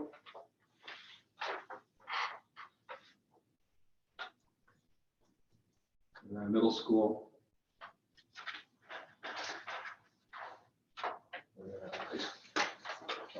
So considering we weren't even measuring this, 3 years ago, we have about the district-wide, about 75% of our students, according to their teachers, were demonstrating this on a majority of the time in the classrooms as they go forward. So I think that's a success, considering we went basically from nothing to that. Still something we need still going to work on. Not only just get more kids there, but also as a school community to talk about what what does it mean to be a good communicator? What does it mean to be a good collaborator? So I think we're all on the same page. Certainly it's going to look different for a 5th grader than it's going to look for an 8th grader. So how do we make sure we're, in the ballpark with our expectations of what that might look like if I'm a teacher reporting out on this? So there's been good conversations and healthy conversations. I think that's it. So those are our data results. And so, like I said, the links, those goals were expired this year. So they're going to be starting the process this summer, actually July 20th as well during the day, to look at all this data. They've kind of already been kind of looking at it, teacher leaders and such, and to begin to develop a new set of 3-year goals, performance goals for that. And so as a board, your input will be valued too. So whether it's during the retreat at that same time, and et cetera, for the next month or so, even to September, help be asked to help guide that work a little bit to narrow it down. We don't anticipate much change in our 5 goals. In other words, we're still going to focus on reading and writing, or reading and math, and writing research.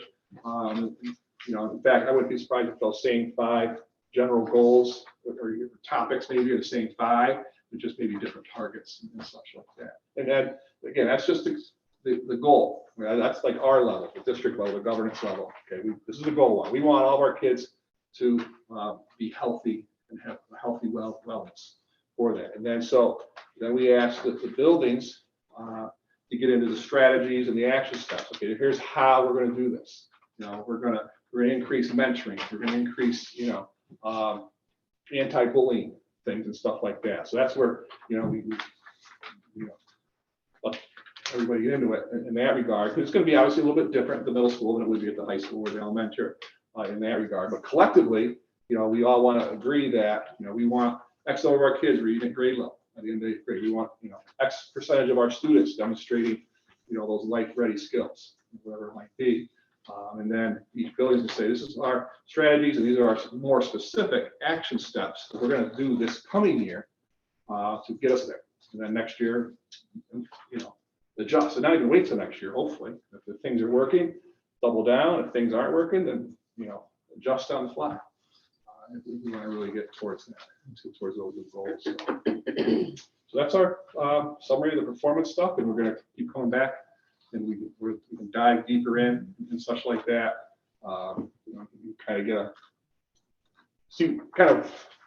we can model what we do, or I'd say what we do. The principals and teachers do it at the classroom level to get us a handle on how they look at it all. Improve. Any other questions?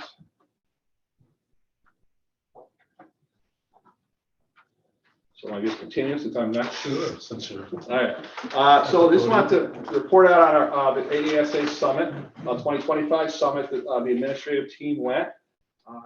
And I'm going to just give a quick overview, but then I'm going to allow anybody on the administrators here to provide this kind of a bullet point of their thoughts on it. I think it was certainly a very worthwhile experience for all of us down there for a variety of reasons. And again, I just want to maybe start out, what is this whole 2025 and all that, and how does it connect to our 2030 destination? And just kind of a quick review, the ASA and some other professional groups across the country got together and said, what are we going to do to make sure our schools are starting to prepare our kids for their future? If you can remember when Bill Daggett presented to the board, I forget which month it was, but he came down and presented, he is one of the people of this commission that was formed, was made up of superintendents, educators, college professors, education professors, et cetera, across the country that put together this report. They kind of said, these are kind of the 8 big areas that we really think schools should be looking at if they really are true. They want to re-engineer and reimagine the way and also improve students' lives and results. Also understand we can't do all 8 at once. That's overwhelm everybody in that regard. So this is an evolutionary process, not a revolutionary process. They remind us that revolutionaries often get killed. So, so we want to be evolutionary in this work that we do. Right? And so as the school district, we engaged in this. We saw that a lot of the components of the 2025 report aligned with what we had just completed with the 2030 destinations. It talked about culture. It talked about making sure no learner is marginalized. Make sure we take care of all of our students, no matter who they are, where they come from. We talked about whole learner focus. It's not just a test score, right? And also with our readiness indicators and other things that we're doing, projects and such like that, and pathways, it dovetails perfectly with that. And being future driven, being focused on the work we're doing is helping our kids prepare for their futures, not our glory days past for that. And that's not a tech thing. It's just making sure that we are developing those skills and attributes for our kids so they're ready for their future. And that's all about culture. That's changing the culture. We talked about that, I know, as such. How do we create a culture where that is the norm here, where those are the things we're focusing on? Another big component was just the whole idea of developing the social, emotional, and cognitive growth of all of our students. And that's our PLCs, it's our teams. It's our grade level teams talking about how we're going to support our students emotionally and personally. And then our grade level, our content area teams, how are we going to make sure our kids are good mathematicians, are good readers, are good scientists, along the way. And just those cycles of learning. When I talk about the teacher cycles of learning, and then putting that down to the students. And just that continuum. It's constantly looking at data, not being afraid of data. Data is our friend. And planning and learning and using the evidence to improve instructionally. Then finally, it's just making sure we use our resources correctly. This is again all part of being part of this 25 consortium. What are we doing to make sure we can accelerate learning for those kids who are behind either because of COVID or just in general? That might be technology, but it also is other ways to do that, to make sure all of our kids have access to reach their potential for that. Make sure we're using our community resources properly. I think for a rural school, I think we do a fantastic job, and hats off to the administrative team and their staff for having such good connections with the county, for instance. So we have county counselors here as one example in our building every day, and other sources of what's out there to help supplement what we already have here for that. Other advantage of resources that we just started was early learning education and making sure pre-K for all is available for all kids, which we have. And we're fortunate to kind of get that rolling here at CA. But also, one of our 2030 destination mile markers is to start a adult to birth or birth to school program to support our parents to get their kids ready for school. And so how do we get that rolling as part of that? And finally, it's created a pipeline that reflects our student body as far as educators for that. And how do we attract a more diverse pipeline? And that's not just race, but how do we attract more male elementary teachers, for example?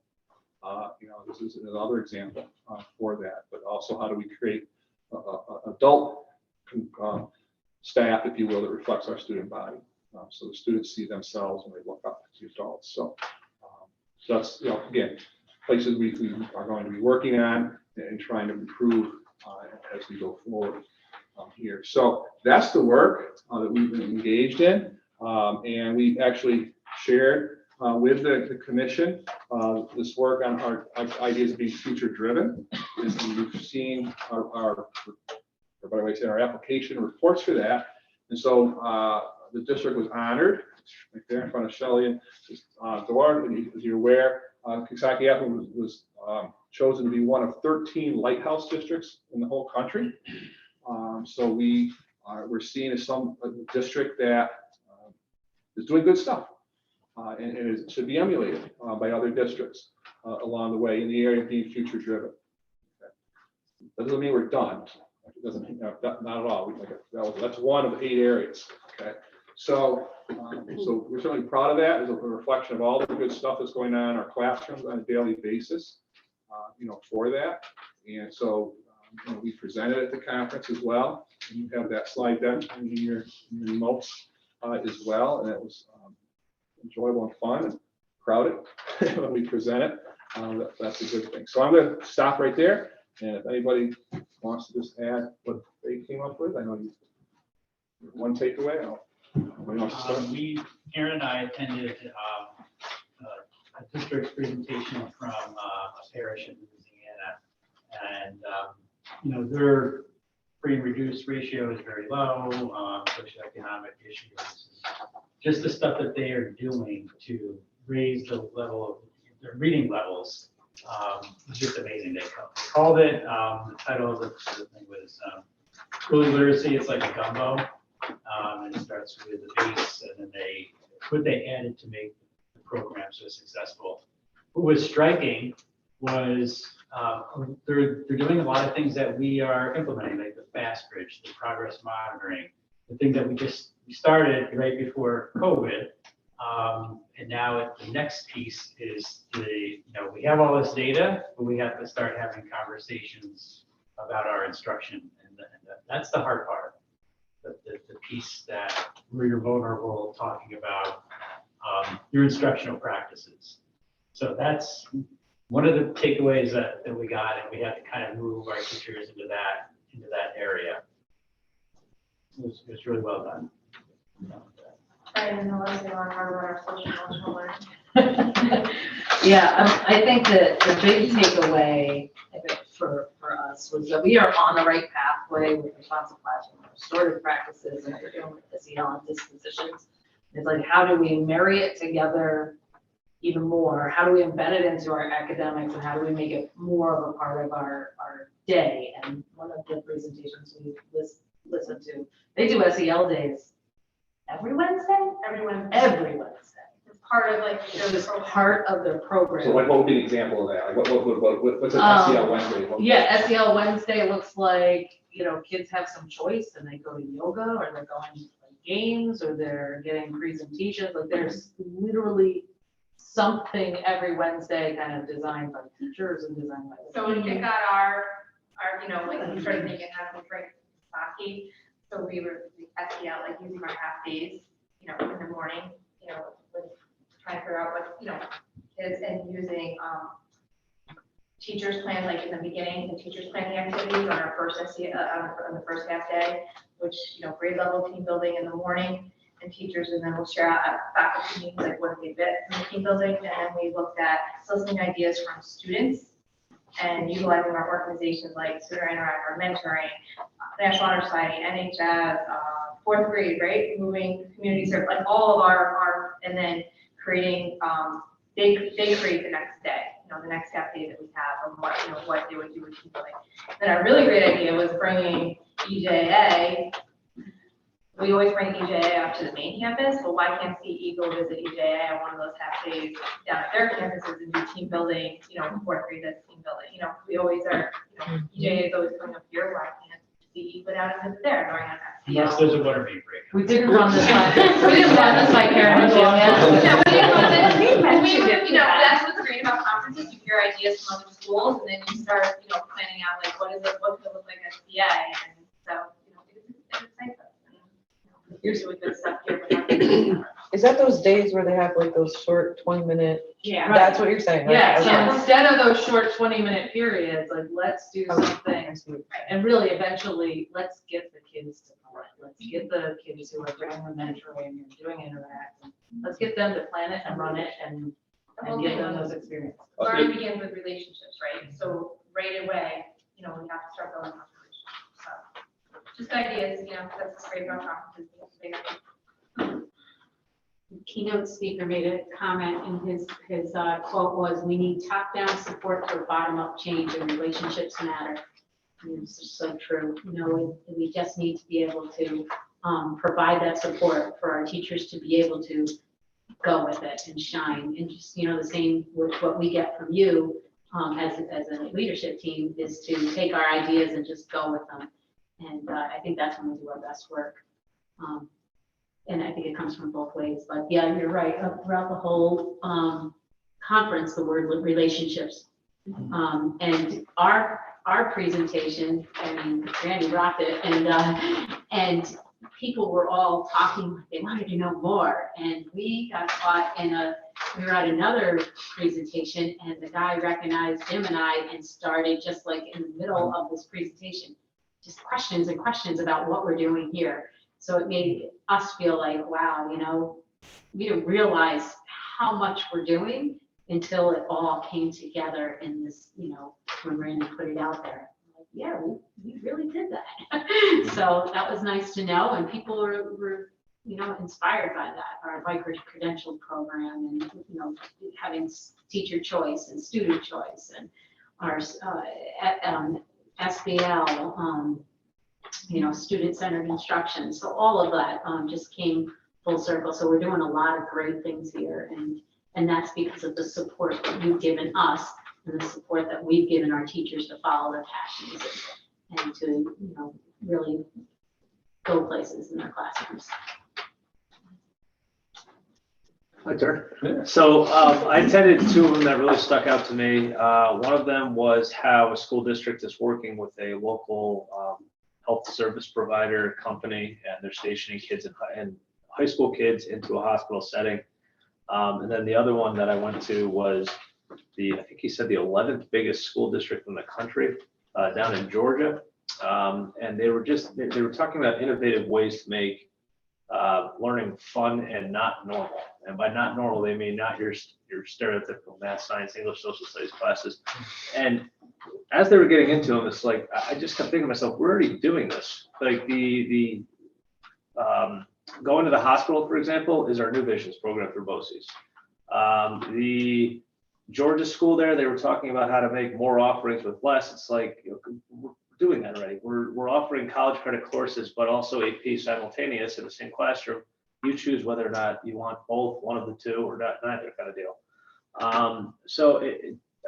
My biggest takeaway is we're doing a lot of things at these high-profile schools that are much bigger than us, much more affluent than us, much more diverse than us even, are doing. So I left with a pretty positive outlook on you know, having taught here before I'm in this role. That it was pretty neat.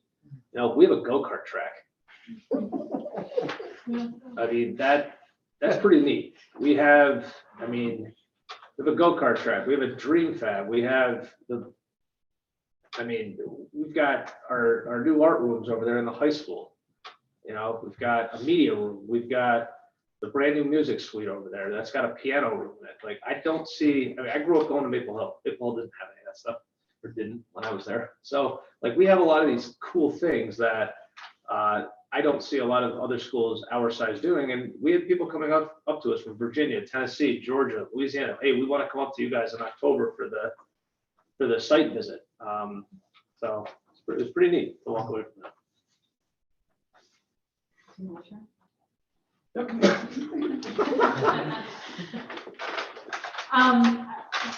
I went to a STEAM workshop, not STEM, but STEAM.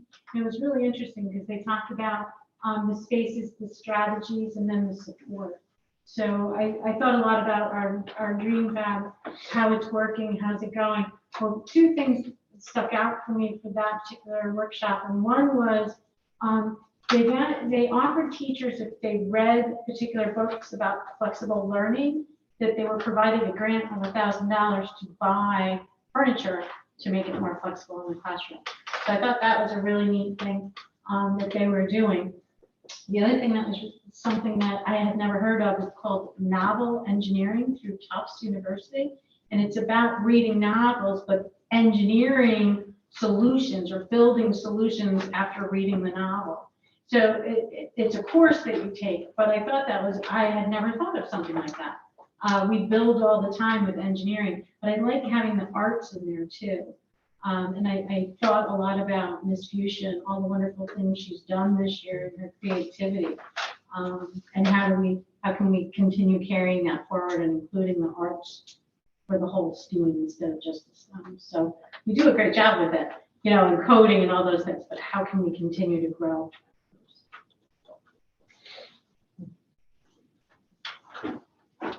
And again, great experience. We're gonna have another one next year, so we invite anybody here who wants to come. It's the week after graduation. I know it's a hard week, and I know we had probably a half dozen teachers who, yes, but that's a hard week, you know, we opened it up to all the teachers, so hopefully, but they know this far ahead now. We didn't know until like March we we're gonna have the conference, so we'll get a good group of teachers down there, and then, like I said, anybody from the board who wants to attend, you know, certainly. Love to have you. You won't be lonely. There were other Board of Ed members there. Yeah. We think we travel in packs. I think we only know how to Just talk. saying, it won't be lonely. We'd sleep with you. But, Especially sleep with you. you know, He's a funny guy, yeah, right. Debatable. Do you think you might actually try one of those days? Like one of those half days? I know it takes planning. Oh, that's a definite. Oh, it's That'd that's be pretty definite. cool Our to- elementary friends don't even know yet. Yeah, right. They love the time. The big question is, can we add it?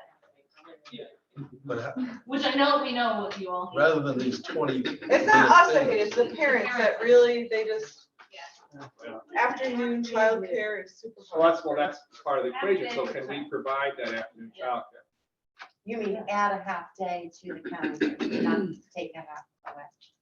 I think that's what you're saying. I mean, we'd like to do one. I'm learning about this too. Yeah. No, I mean, we would like to do our first one earlier than our first.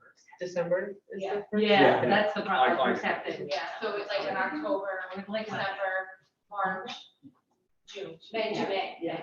So just, and then, but the goal is to have the kids plan it, right? So that obviously they'll plan the first one, but then the whole, what we learned is that you want the kids planning these days, these team building days with their teachers and with, you know, and using our mentoring and planning down, you know, having the older kids maybe plan something for the elementary kids.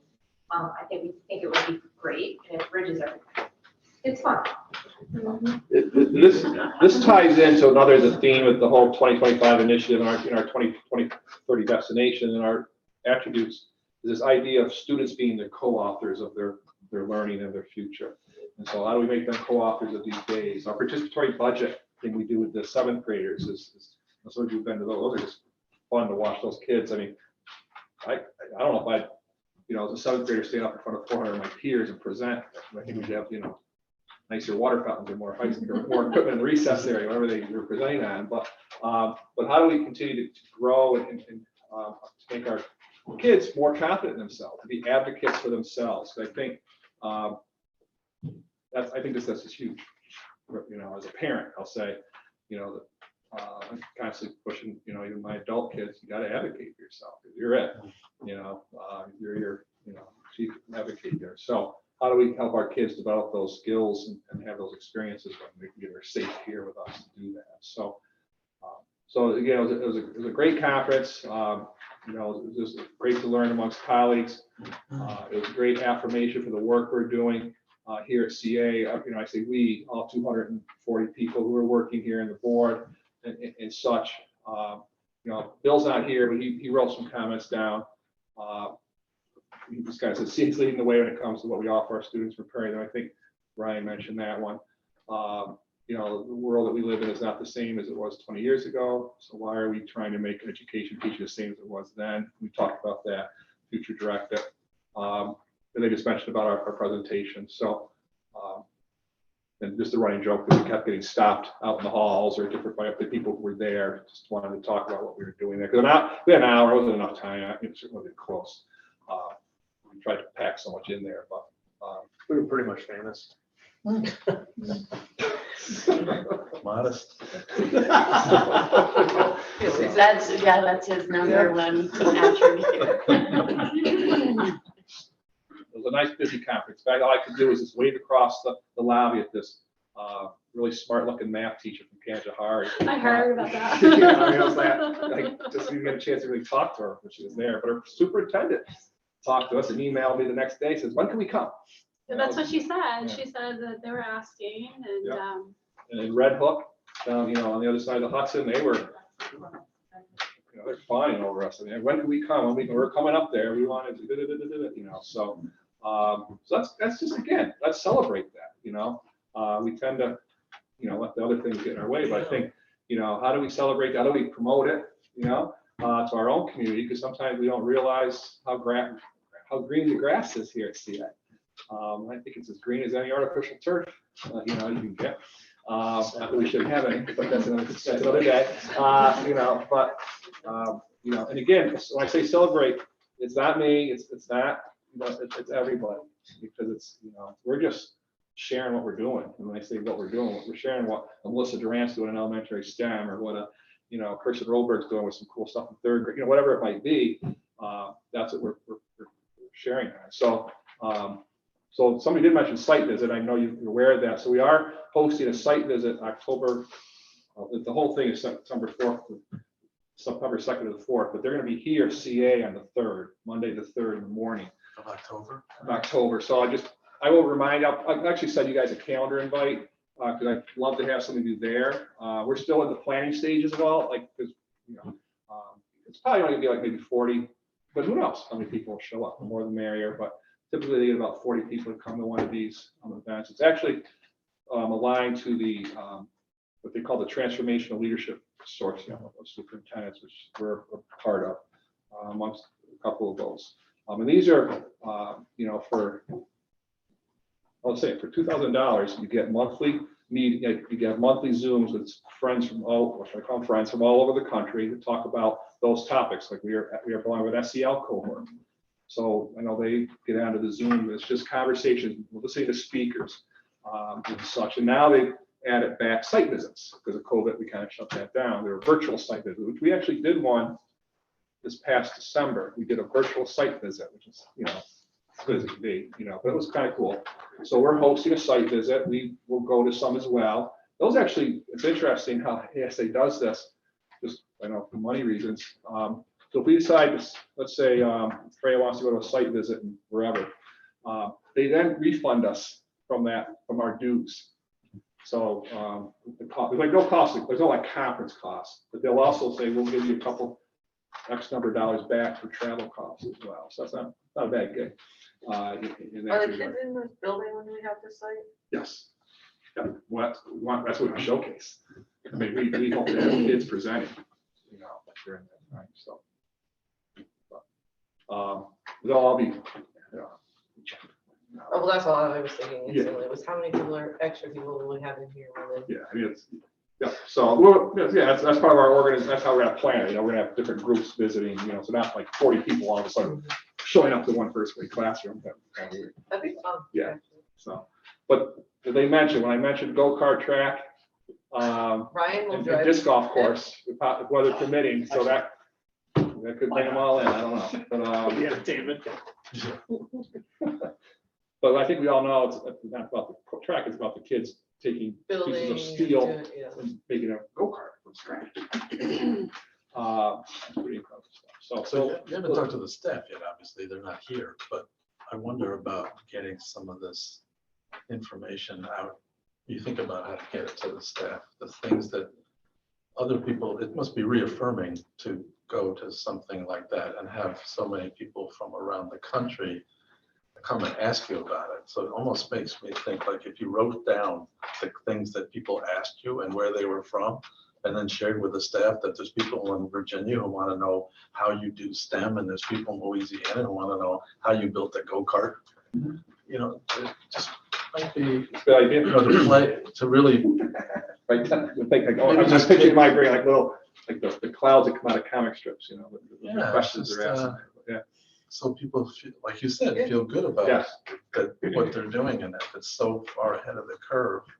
Mr. Donahue, assigned homework. We want to write down all the things that people said to us before we forget. Maybe when you meet on the 20th. I don't like to make work. Well, no, but you know what I mean. But it's just, it might be fun. Even I don't know. We have a running list. We actually, this is my one smart idea of the whole conference was, let's start a group note sheet. Like, so we're all, everybody's on a Google Doc, or there's 10 people on a Google Doc at once. It's gonna be fun at some time. So we've got 34 pages of notes, and this wasn't like in-depth notes, and so that's what we're still trying to digest. And I think I shared with you the folder that has a whole bunch of slide decks from, we didn't get to every presentation, but we tried to spread out. So that's, I'll schedule. keep sharing that. So if you have nothing to do, so to speak, you can go in there and look at some of the different slide decks. If you see something in there from whether it's a district in Louisiana or a district in, Missouri, bring it forward, because that's what let's learn from wherever. Like I said, there's a lot of people doing a lot of great stuff in our schools across the country here. So yeah, so it was very good. And we were highlighted in Ed Week. I shared that in your agenda notes as well. So with Todd, right? I'm calling him Todd. Yeah, Todd. Yeah. Todd. Why don't you tell them what happened? So they get these 13 nice banners. They're mailing us ours, right? Yes, we're gonna have a nice pop-up banner. So they have 13 really nice banners on this really fancy looking stage, and Randy didn't want to sit with us small people that day. He was up with the other people who were getting awards. And they go through the first 2 or 3 schools, and they get to our school, and they fumble over our name because nobody can pronounce it right the first time. And then they call Randy Todd something, and we're all looking at each other like, oh my God. And then it wasn't Learning 2025, they gave us credit for something else. They completely botched it, so I've been calling him Todd since then. But what he did is, obviously he fumbled over Coxsackie. The next thing, I think he's starting to read the next school's stuff, which then he ended up skipping him anyway, because then he's just standing there waiting to even hear. The Elizabeth Forward schools, which we've stolen stuff from them, so to speak. They're great people to have conversations. They're out in Pennsylvania near Pittsburgh. But anyway, it's totally skipped them. So we were kind of laughing about it. I mean, they apologized up and down. But anyway, we got our trophy. I told them I wanted to refund on all our hotel stays, So, train tickets. And modest. Anyway, I didn't even notice they missed my name. I heard Coxsackie-Athens. I went forward. I wasn't there. I was there for me. I was there for Coxsackie-Athens.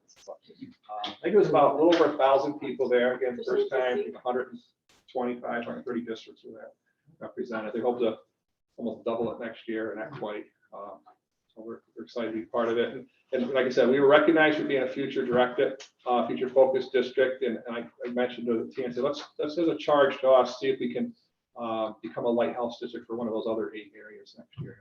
Which one that is, I'm not sure yet, but I'll let them decide, on that, and see if we can build it. Yeah, we have a collection. Eventually we'll have as many of those as the Pittsburgh Steelers if we're lucky. So. Yeah. Anyway, so I don't know where I am. Here I am, lighthouse. Board committees. Board committee. So in front of you. Tara's about to leave. I know. I'm one quick. One time. I know. I said 9 o'clock. I'm sorry. It's okay, I'll take my name. All right. And this just kind of was one of those thoughts and moments. And so I put it down on paper. Brian and Carrie talked to them about it too. As you know, as a board, you have 9 committees roughly, 9 or 10 committees. And I know sometimes it could be a lot of nights out, a lot of separate nights out for that. And 10? Yeah, okay, yeah. Okay. The 10th one is your superintendent. Okay. More like 12. That takes them 3 committees worth of time to do that. So we're, just thinking, sometimes a lot of these committees also overlap the work they're doing, and as you can see, we kind of just broke them into 3 big committees. The finance committee, which would encompass what had traditionally been the budget task force, which was new this year, the audit committee, which is required, and negotiations. Those, I think you can tell how those are all connected. Then there was we just made the term operations committee, and this would be, here's my cue, I should be done. Facilities, the Safe School Task Force. This isn't really a committee, but it's people who want to be part of our school safety teams. And then policy committee. And then the future driven committee, which is board orientation, which we always want to try to make that better and do things or whatever. The liaison committee, which is very busy. And innovation, which has been very busy with their one option there. And so the idea was, instead of deciding to be on 2 or 3 different committees, you just be on one of those 3. And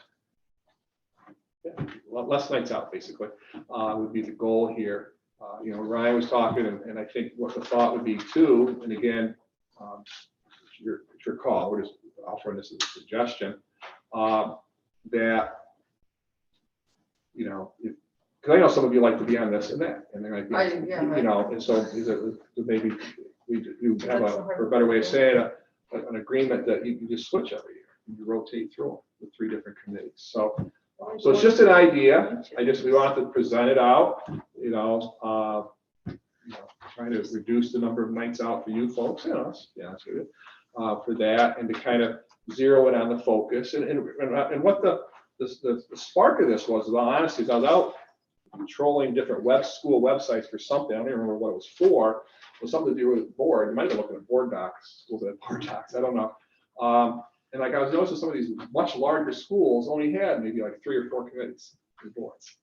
And we got 9, and that's not, I'm not saying it's a bad thing, but and there's a reason why we do. So, if they can do it in 3 or 4, can we kind of get it down to 3 or 4? So I just presenting this as something to think about as a board. You could say this is, you can toss it out in the trash on the way out and have all 9 committees. That's fine. I don't hurt my feelings or anything, but we thought we'd just give this as a thought, as an idea for that. If you want to add anything. Yeah, so like, I'll focus just on the finance committee, because I've met with those committees more so than the others. And I mean, between those, it's primarily the same 3 people spread across those 3 nights with other folks in and out. So for example, budget committee had Nicole, Tara, Ina, Bart. The negotiations committee had Bart, Ina, Nicole, and then Mike. But Mike, you also doubled up. We're on the audit committee with Bart and Kyle. So Kyle in that is really the only person that is a singleton to any one of those 3. Okay, and then I'm sorry, Terry, you as well. So I mean, obviously I'm a math guy, right? There's 9 board members. There's 9 subcommittees, not including the superintendent's goals and evaluations. That would be kind of the outlier to this. And I'm thinking to myself, okay, so they're 3-year terms. So if each person is on one committee, it's less nights away from home, but every year throughout your term, you'd rotate to another committee. So over your 3-year term, you would have been on any one of the committees at least once, just for that more well-rounded approach. That's a popular opinion. I look at this and think there were many nights where we had a budget committee meeting followed by a negotiations committee meeting. And it was just, is there a way to simplify it? We'd still cover the same topics. As long as we don't have more than 4 people there, we can still host a meeting. And there's nothing to be said. I mean, sure the math would be 3-3-3, but there's nothing to be said that if you want to be on 2, you can be on 2. Right. You know what I'm saying? So you could be on. Yeah, because I know like just in You the can be on the past, operations and the future driven committee if you want. we kind of sign up for like what we feel are our strengths Right, too. right. Like Right, so my strengths are of course one from each of those categories. So it's like. Right, I agree. So- That's why if you want to be That's where on 2, I but stand. maybe Sorry. we look at it, well, instead of 3, you'd have 4, and you, as a 4th, because 9's not divisible by 4 evenly, you could just divvy it up like that. Well, I have 4 currently. Yeah. What? I am currently on. No, I get 4, it, but yeah, it's just, that's where I struggle. across those, you might be able to tackle in one night, budget, audit, and negotiation all in one night rather than 3 separate nights. Is the other, if you're on the finance committee. Well, can we look at this and talk about it on the 20th? Yes, yeah. So we're not picking our committees tonight? This is a different, we should think about if we Well, want to do that this. occasion action, but another night. I like that. In fact, you don't have to choose them, like anything. So just again, just we're trying to, make things, I don't say easier, but just more efficient and effective. So summer retreat planning, everybody has a link, right? To the survey. to the survey? Oh, yeah. Okay, so the facilitator, who I don't know who it is yet, once I find out, I'll let you know. He is asked to fill that out, and then the facilitator will kind of gather that information, bring it along, and such.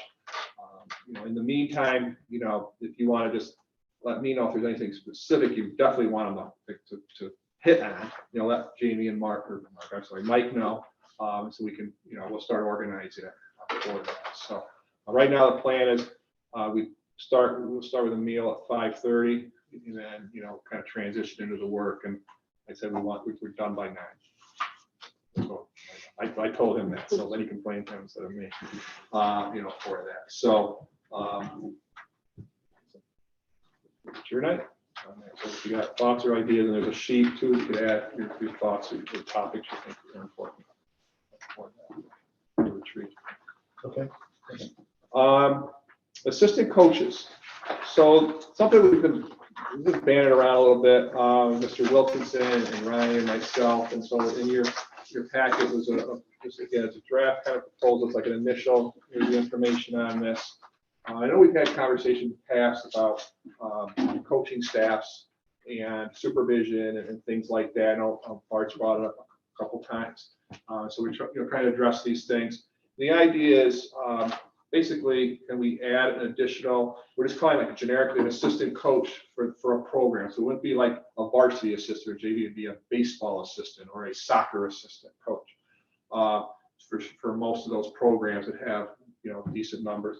The idea when we looked at the numbers was to try to get down to possibility where we have somewhere in that 9 to 12 kids per coach range for the most part.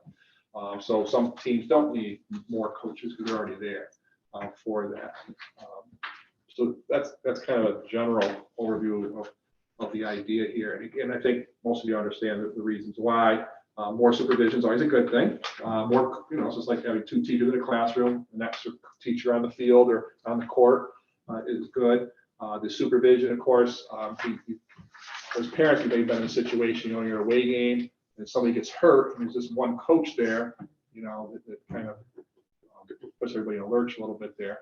Of course, you can never guesstimate, when it's going to happen or not, but just another set of eyes, another adult, if you will, out there helping out. So we want to bring this forward to the board for consideration and such, and to kind of get the conversation started.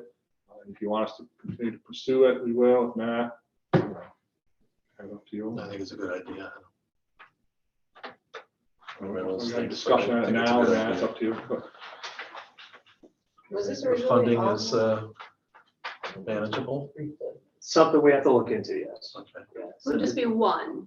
Like, I know how like baseball has 20 Volunteers, volunteers. yeah, no, so it would just be one for programs that would warrant it based on numbers essentially. But baseball would still have their 20 or 50, however many. Oh, and I would still have my 30 assistants Okay. as well, so it's just an unpaid. Two per student, okay. Kurt's got to fill his double wide over there for the baselines. See, these assistant coaches are really needed on game days. Well, that'd be part of, if they'd be paid, then they'd be expected to be there. They kind of. Game days, practice, you just said track, our track program is getting huge, which is awesome. It is, I'm sure, very difficult. I'm not the track coach, I can't say this, but I'm just gonna assume it's very difficult for 2 people, the girls and boys varsity track coach, to manage the entire practice when you got 65, 70 kids showing up. So to provide them with an additional person would help. If there is a meeting, an academically related meeting that the coach is also a teacher, has to go to, the assistant coach will go cover practice until the coach can get there. If there's an emergency, rather than cancel practice, the coach can go and get there. If, At all levels. So I let's don't- say the JV coach is homesick, right, instead of canceling practice, now that the assistant program assistant can run the JV practice that day.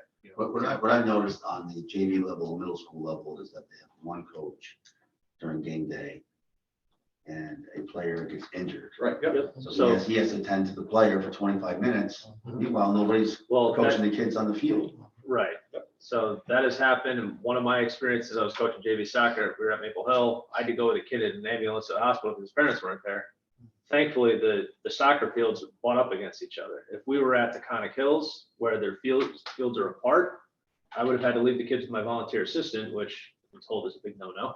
But do I leave the kid alone in an ambulance unattended to, or do I leave the kids on the field? I mean, frankly, in that case, I would have said, volunteer coach, watch these kids, you're fine, and go. But it's because I trust the guy and I know him. So it would be beneficial to have this. Practices, it's another guy and it's another person, because you saw Kurt's presentations, we're getting, which I think is awesome. We're getting more and more and more school staff becoming coaches. It's another person that could be potentially a mentor, because, I mean, I can say this, plenty of my kids, I consider myself a mentor to, if not all of them. And want to be the resource for them, so it's an additional avenue for that as well.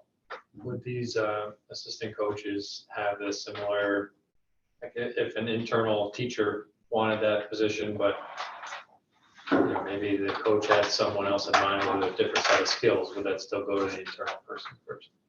I think that would be contractual, yeah. Yeah. I mean, it'd still go through the interview Depends, process, yeah, obviously, but the language is vague, and the teachers, it's more vague than most schools, and as far as, do we have to hire the CA for you first? We try to, just to avoid that situation, so. So that's not an answer, I know. But, yeah, we try to put the best person, you know, based on the recommendation of the head coach and athletic director. Like for track, you'd hire one for the females and one for the males. That way we have two, because it's, yes, it's kind of one team, but sort of is not. Just like softball and baseball. Right, the only difference, and correct me if I'm wrong, 'cause I'm not a track guy, but the track teams travel and compete together, yes? Whereas the baseball and softball teams are two different Okay. locations. That was, in this conversation I had with Jake, I had with Kurt, because I don't know, and so I'm trying to, you know, I know nothing about track. So that, when we looked at it, because they have currently a varsity girls and varsity boys head coach, a modified girls and modified boys head coach, we were looking at considering a shared assistant for the program. If you guys wanted to go a different direction, that's, I mean, like I said, we're in, you know, data collection and what ideas do you have, you know, that route. I would look at two only because of the numbers or something. Yeah. That's just me. And if you did grow, great. If you can afford it. Kurt's number said 28,000, that's for everybody? That was my number. Oh, that's your Yeah, number, yeah. okay. What's that? The There's a 28,000 that was on the spreadsheet that was Oh, shared. yeah. That's if we were to go, if you were to use the JV stipend position. Because in the teacher's contract currently it says, we have the varsity level, then we have JV assistant, then modified. Right. Just because traditionally, like football has assistant coaches, and there's a JV assistant as well, so that's. Well, you're still, so you're still saying on 29,000, because there is some extra here for 3 seasons to make sure that No, everyone. that's 29,000 for the whole year. That's what, yeah, so, Yeah. well, it's three sports seasons, sorry. And for all of them to have that extra set of eyes for emergencies, so that, I mean, that's really low. in my- Well, like bowling might not need it because they don't have the number. Right, we didn't, So- we didn't put it. There was a right. couple Yeah, of sports yeah. where the teacher to coach ratio, we were like, that's already in that 9 to 12 range. Wrestling says it doesn't need Tennis. golf, football, Yeah. tennis, boys tennis, girls tennis, yeah. That's So not we- bad. And we, you know, part of that, we looked at what do these sports already have for a staff? Do they need an additional? And He's looking at starting that for September. if we, well, if you guys want to. And again, it's time coaches too. Well, can you get us more solid numbers for That's August? He's I know looking- it's not short term. numbers for, are you talking about not enrollment, participation numbers? You're talking about money numbers? Money numbers and what teams would need it. Yeah, so what teams would need it should be on that. Yeah, I didn't I see pulled it. it up. I on didn't it. get It was At not, the bottom. but it So, wasn't on there. Was it added to today's notes? Because I didn't see it originally before today, and I didn't get a chance to look at any additions from today because it was. So the sports we're looking at right now are I can pull it up. field hockey, both soccers, girls volleyball, possibly, that's on the cross country. There's only one coach, one, yeah. Both basketballs, boys volleyball, baseball, softball, and track and field. No, it says- Maybe it's easier to say which one you weren't, but Yeah, it says $28,452. correct. The only reason I know is I just put it up. Very next chart. So if you come back with it August and we say, okay, you can hopefully start in September. and honestly, I mean, Jamie just said it too, the number of volunteer coaches that we have through our sports, it would be asking a volunteer, hey, do you want to be a paid assistant program coach? With the other expectations. Oh, yeah. Yeah. Do they have to take gossip training and stuff if they're an assistant? The path. Yeah, I mean, in my assumption, I'll say assumption, I, you know, don't hold me If to there's it. like your first year coach, Yeah, you paid said coach, this you at have to have first ACPR, Right. and you have so long to get all those things. Yeah, because I know Yeah, so Jamie's the- asked Yeah, to those, see. and then you But I gotta didn't start know, taking like, the coaching assistants. classes if you're gonna continue to coach. But they don't, yeah, you don't have to do it all at once, Yeah. because one thing the state kind of got right, they realized it's sometimes It's it's a lot hard to for find one, coaches, yeah.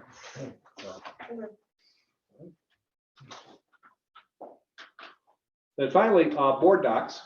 This is kind of hanging out there for years. We looked at it several years ago, and it was, in all honesty, the price tag was scary then. And it would change much, but everything else has gone up.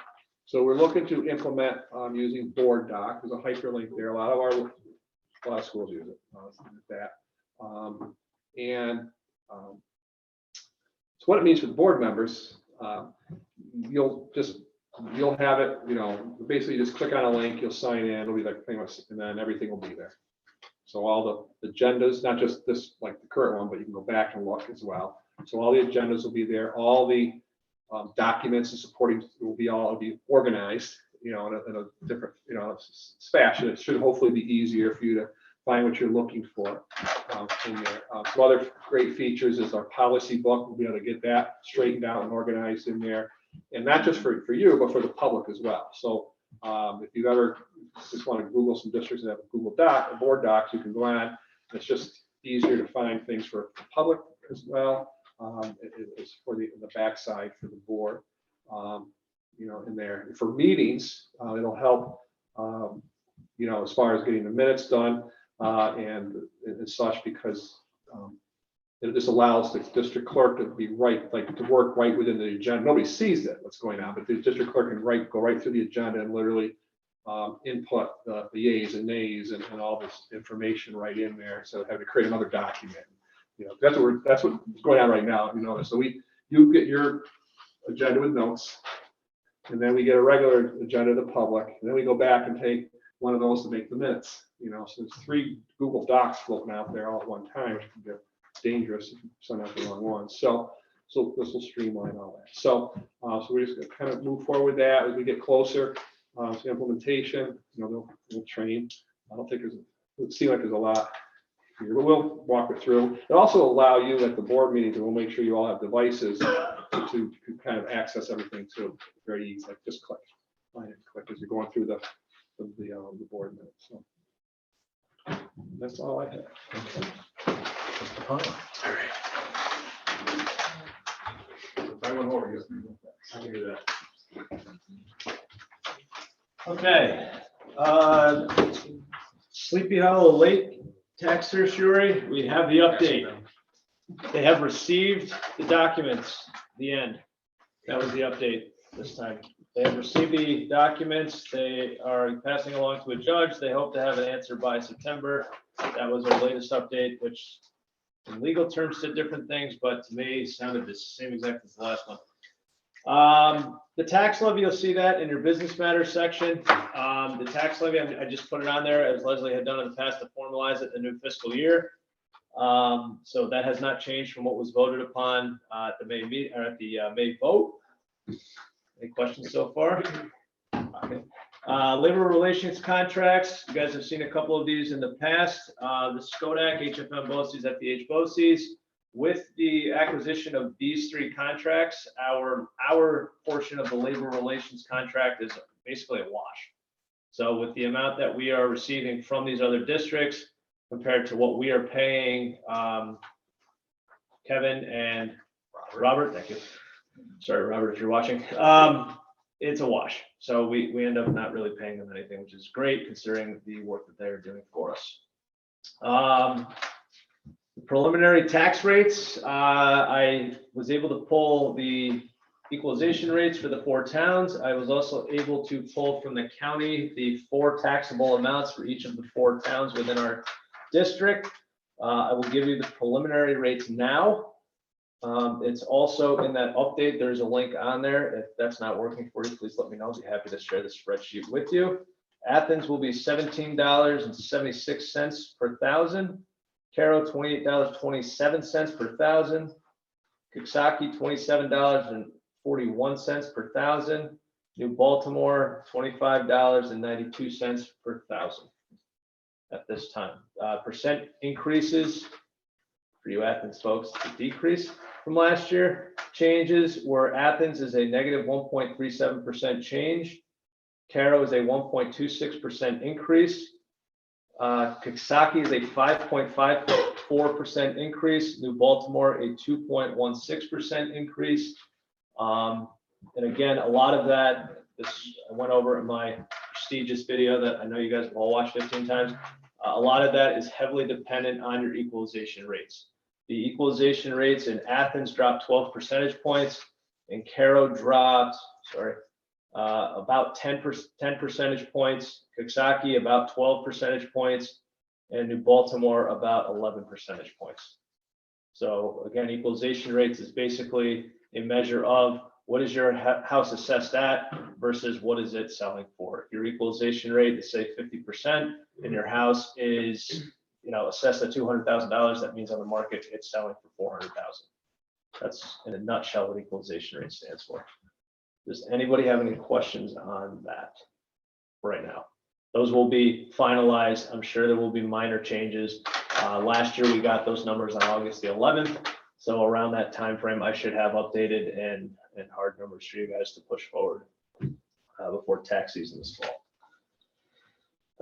Contracts, summer transportation contracts. I put a little bit more detail in there for you guys to kind of see what we have to do as far as reporting our transportation contracts to the state. We've got two things we can do. We can take an existing contract and roll it forward, which we always try to do so we don't have to go back out to bid.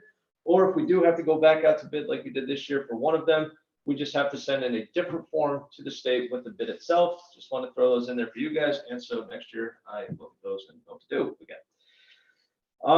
Mechanical PM, the filter contract with TBS is on there. Capital Outlay professional services contract is the service we are getting from CSR, our architects for the Capital Outlay project. I already have an email into them to find out what the timeline is. So once I get that, I will forward that along to you, Tara, and anybody else that wants it. And there's another TBS service in there. I forgot what that one's for, but it is linked. Donation acknowledgement. We did have a teacher, Maria Brown, who retired from the district this year, who has kindly left behind to us some manipulatives, supplies, some equipment and whatnot. So I did want to acknowledge that. So thank you very much, Maria. Intermunicipal agreements, we have two this summer. Catskill is for a student of Catskills that will be joining us for special ed services this summer. And for Greenville will be assisting us in the transportation of students to, which school? Is that the Hackett, the Sackett Maple Hill one? Yeah. Thank you. To the Sackett Maple Hill location in Rensselaer County. That's all she wrote. Any questions?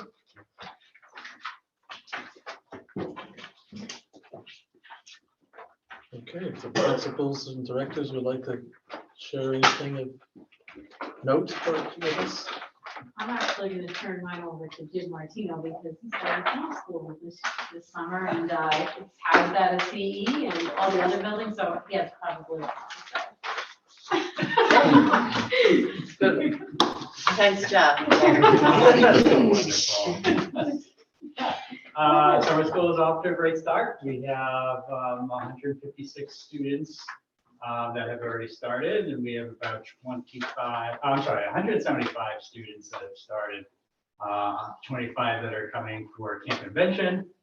7th and 8th grade teachers are doing some pretty creative stuff with team teaching.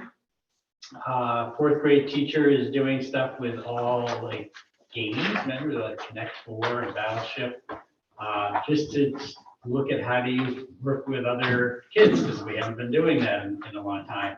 And then she's taking it a step further where they are coding the games, like the steps that they take to make the game work.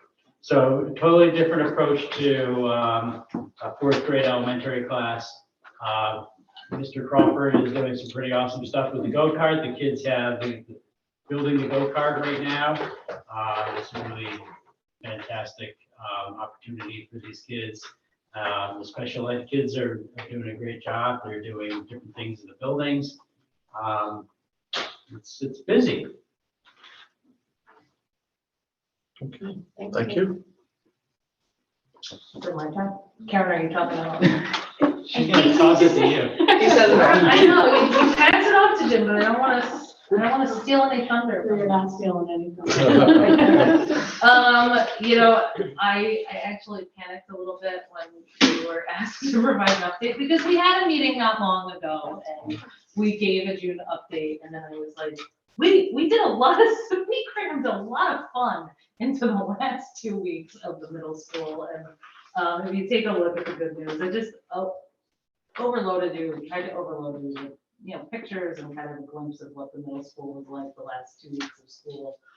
We had a lot of fun. We still had kids, you know, finishing required assignments and things so that they didn't have to go to summer school.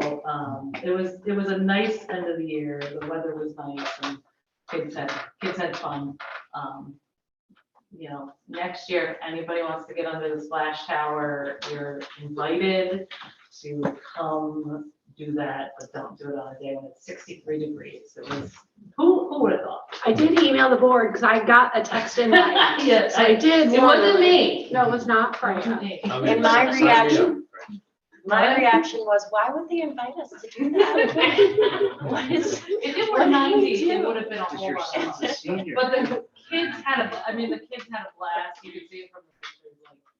Like, I mean, almost every kid got me. It was ridiculous. It just came a point where it just didn't matter. Just pour the water on my head. It was fun. It was fun. Mr. Kent was a highlight too.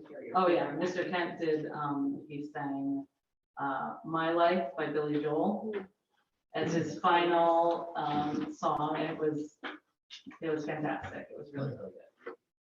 I'll just piggyback on Mr. Martina that we're continuing in county mental health is still providing their services to at least 12 students over the summer that they're coming in, students are coming in or during the summer program already. They're still receiving that service. That's all I have. You heard from me. Nothing else? I give you a bunch of pictures for graduation. I think I already did the update. I just want to put a face to our graduates, and it was awesome. And I'm very proud of them, and I'm proud of the special education department. Besides the notes I gave you, I want to introduce you to Nick George. He's going to be handling all the board meetings this year.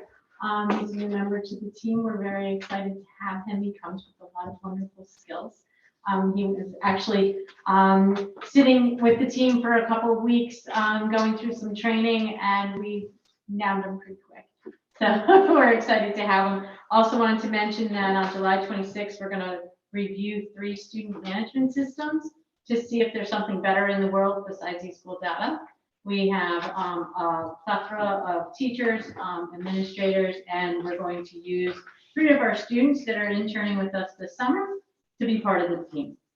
So you're welcome to join us if you wish. It's an open invitation, 8 to 3. We are feeding you lunch, and I think I'm making quiche for breakfast. We also have tech camp for staff. July 19th will be a remote day, and August 30th will be in person.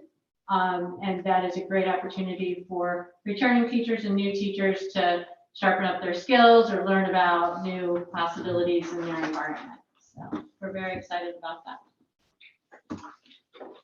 Okay. Everybody? All right. We didn't receive any correspondence and it's public comment. Mr. Anderson, would you like to talk to us? I am good.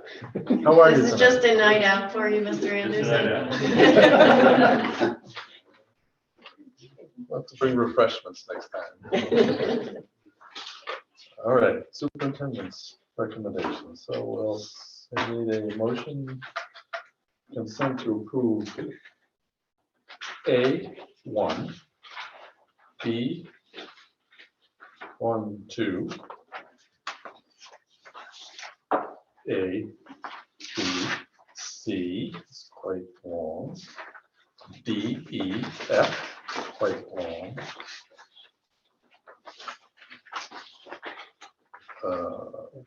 3B, C, D, E, F, 4A, B, C, D, E, 5A, 6, right, Yeah, so, because, yeah, it's not there.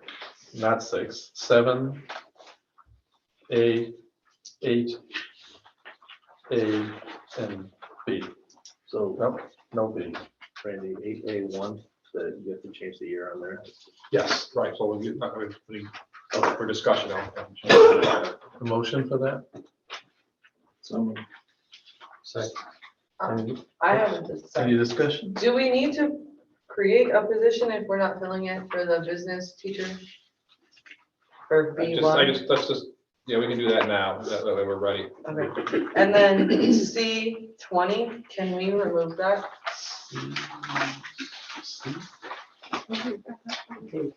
Page 10. Yes, we'll table that.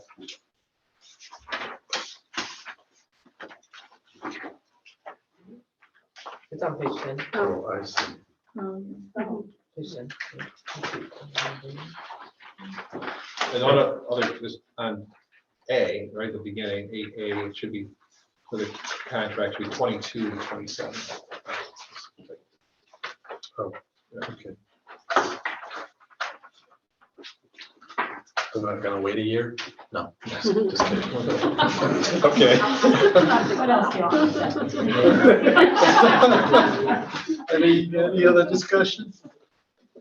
All in favor? Aye. Opposed? So carried. All right, C, Palmer.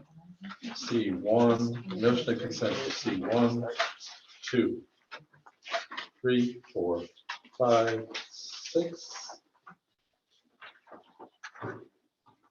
This should be 7, 8. that guy can't count. Okay. Motion to approve. So moved. Second. Any discussion? All in favor? Opposed? So carried. This one, no public input. So we're around the table. Would you like to start, Mr. Taylor? I'm just looking forward to a new board and a new year and moving forward in a positive manner. Shelley, I should explain, we take turns to talk about things that are generally that we want to highlight that we think are really positive. So that's what round the table is. Okay. You should stop me when I say, what are you doing? I was processing. Okay. They're gonna come to me with, Fair to well, I was, you know what, I was going by Okay. what Dave was You're saying, then I following was his going to the next one, and then I. I just want to thank everybody for electing me again as vice president, and congratulations and welcome to the board. And I agree with Dave. I think we're gonna have a great year this year.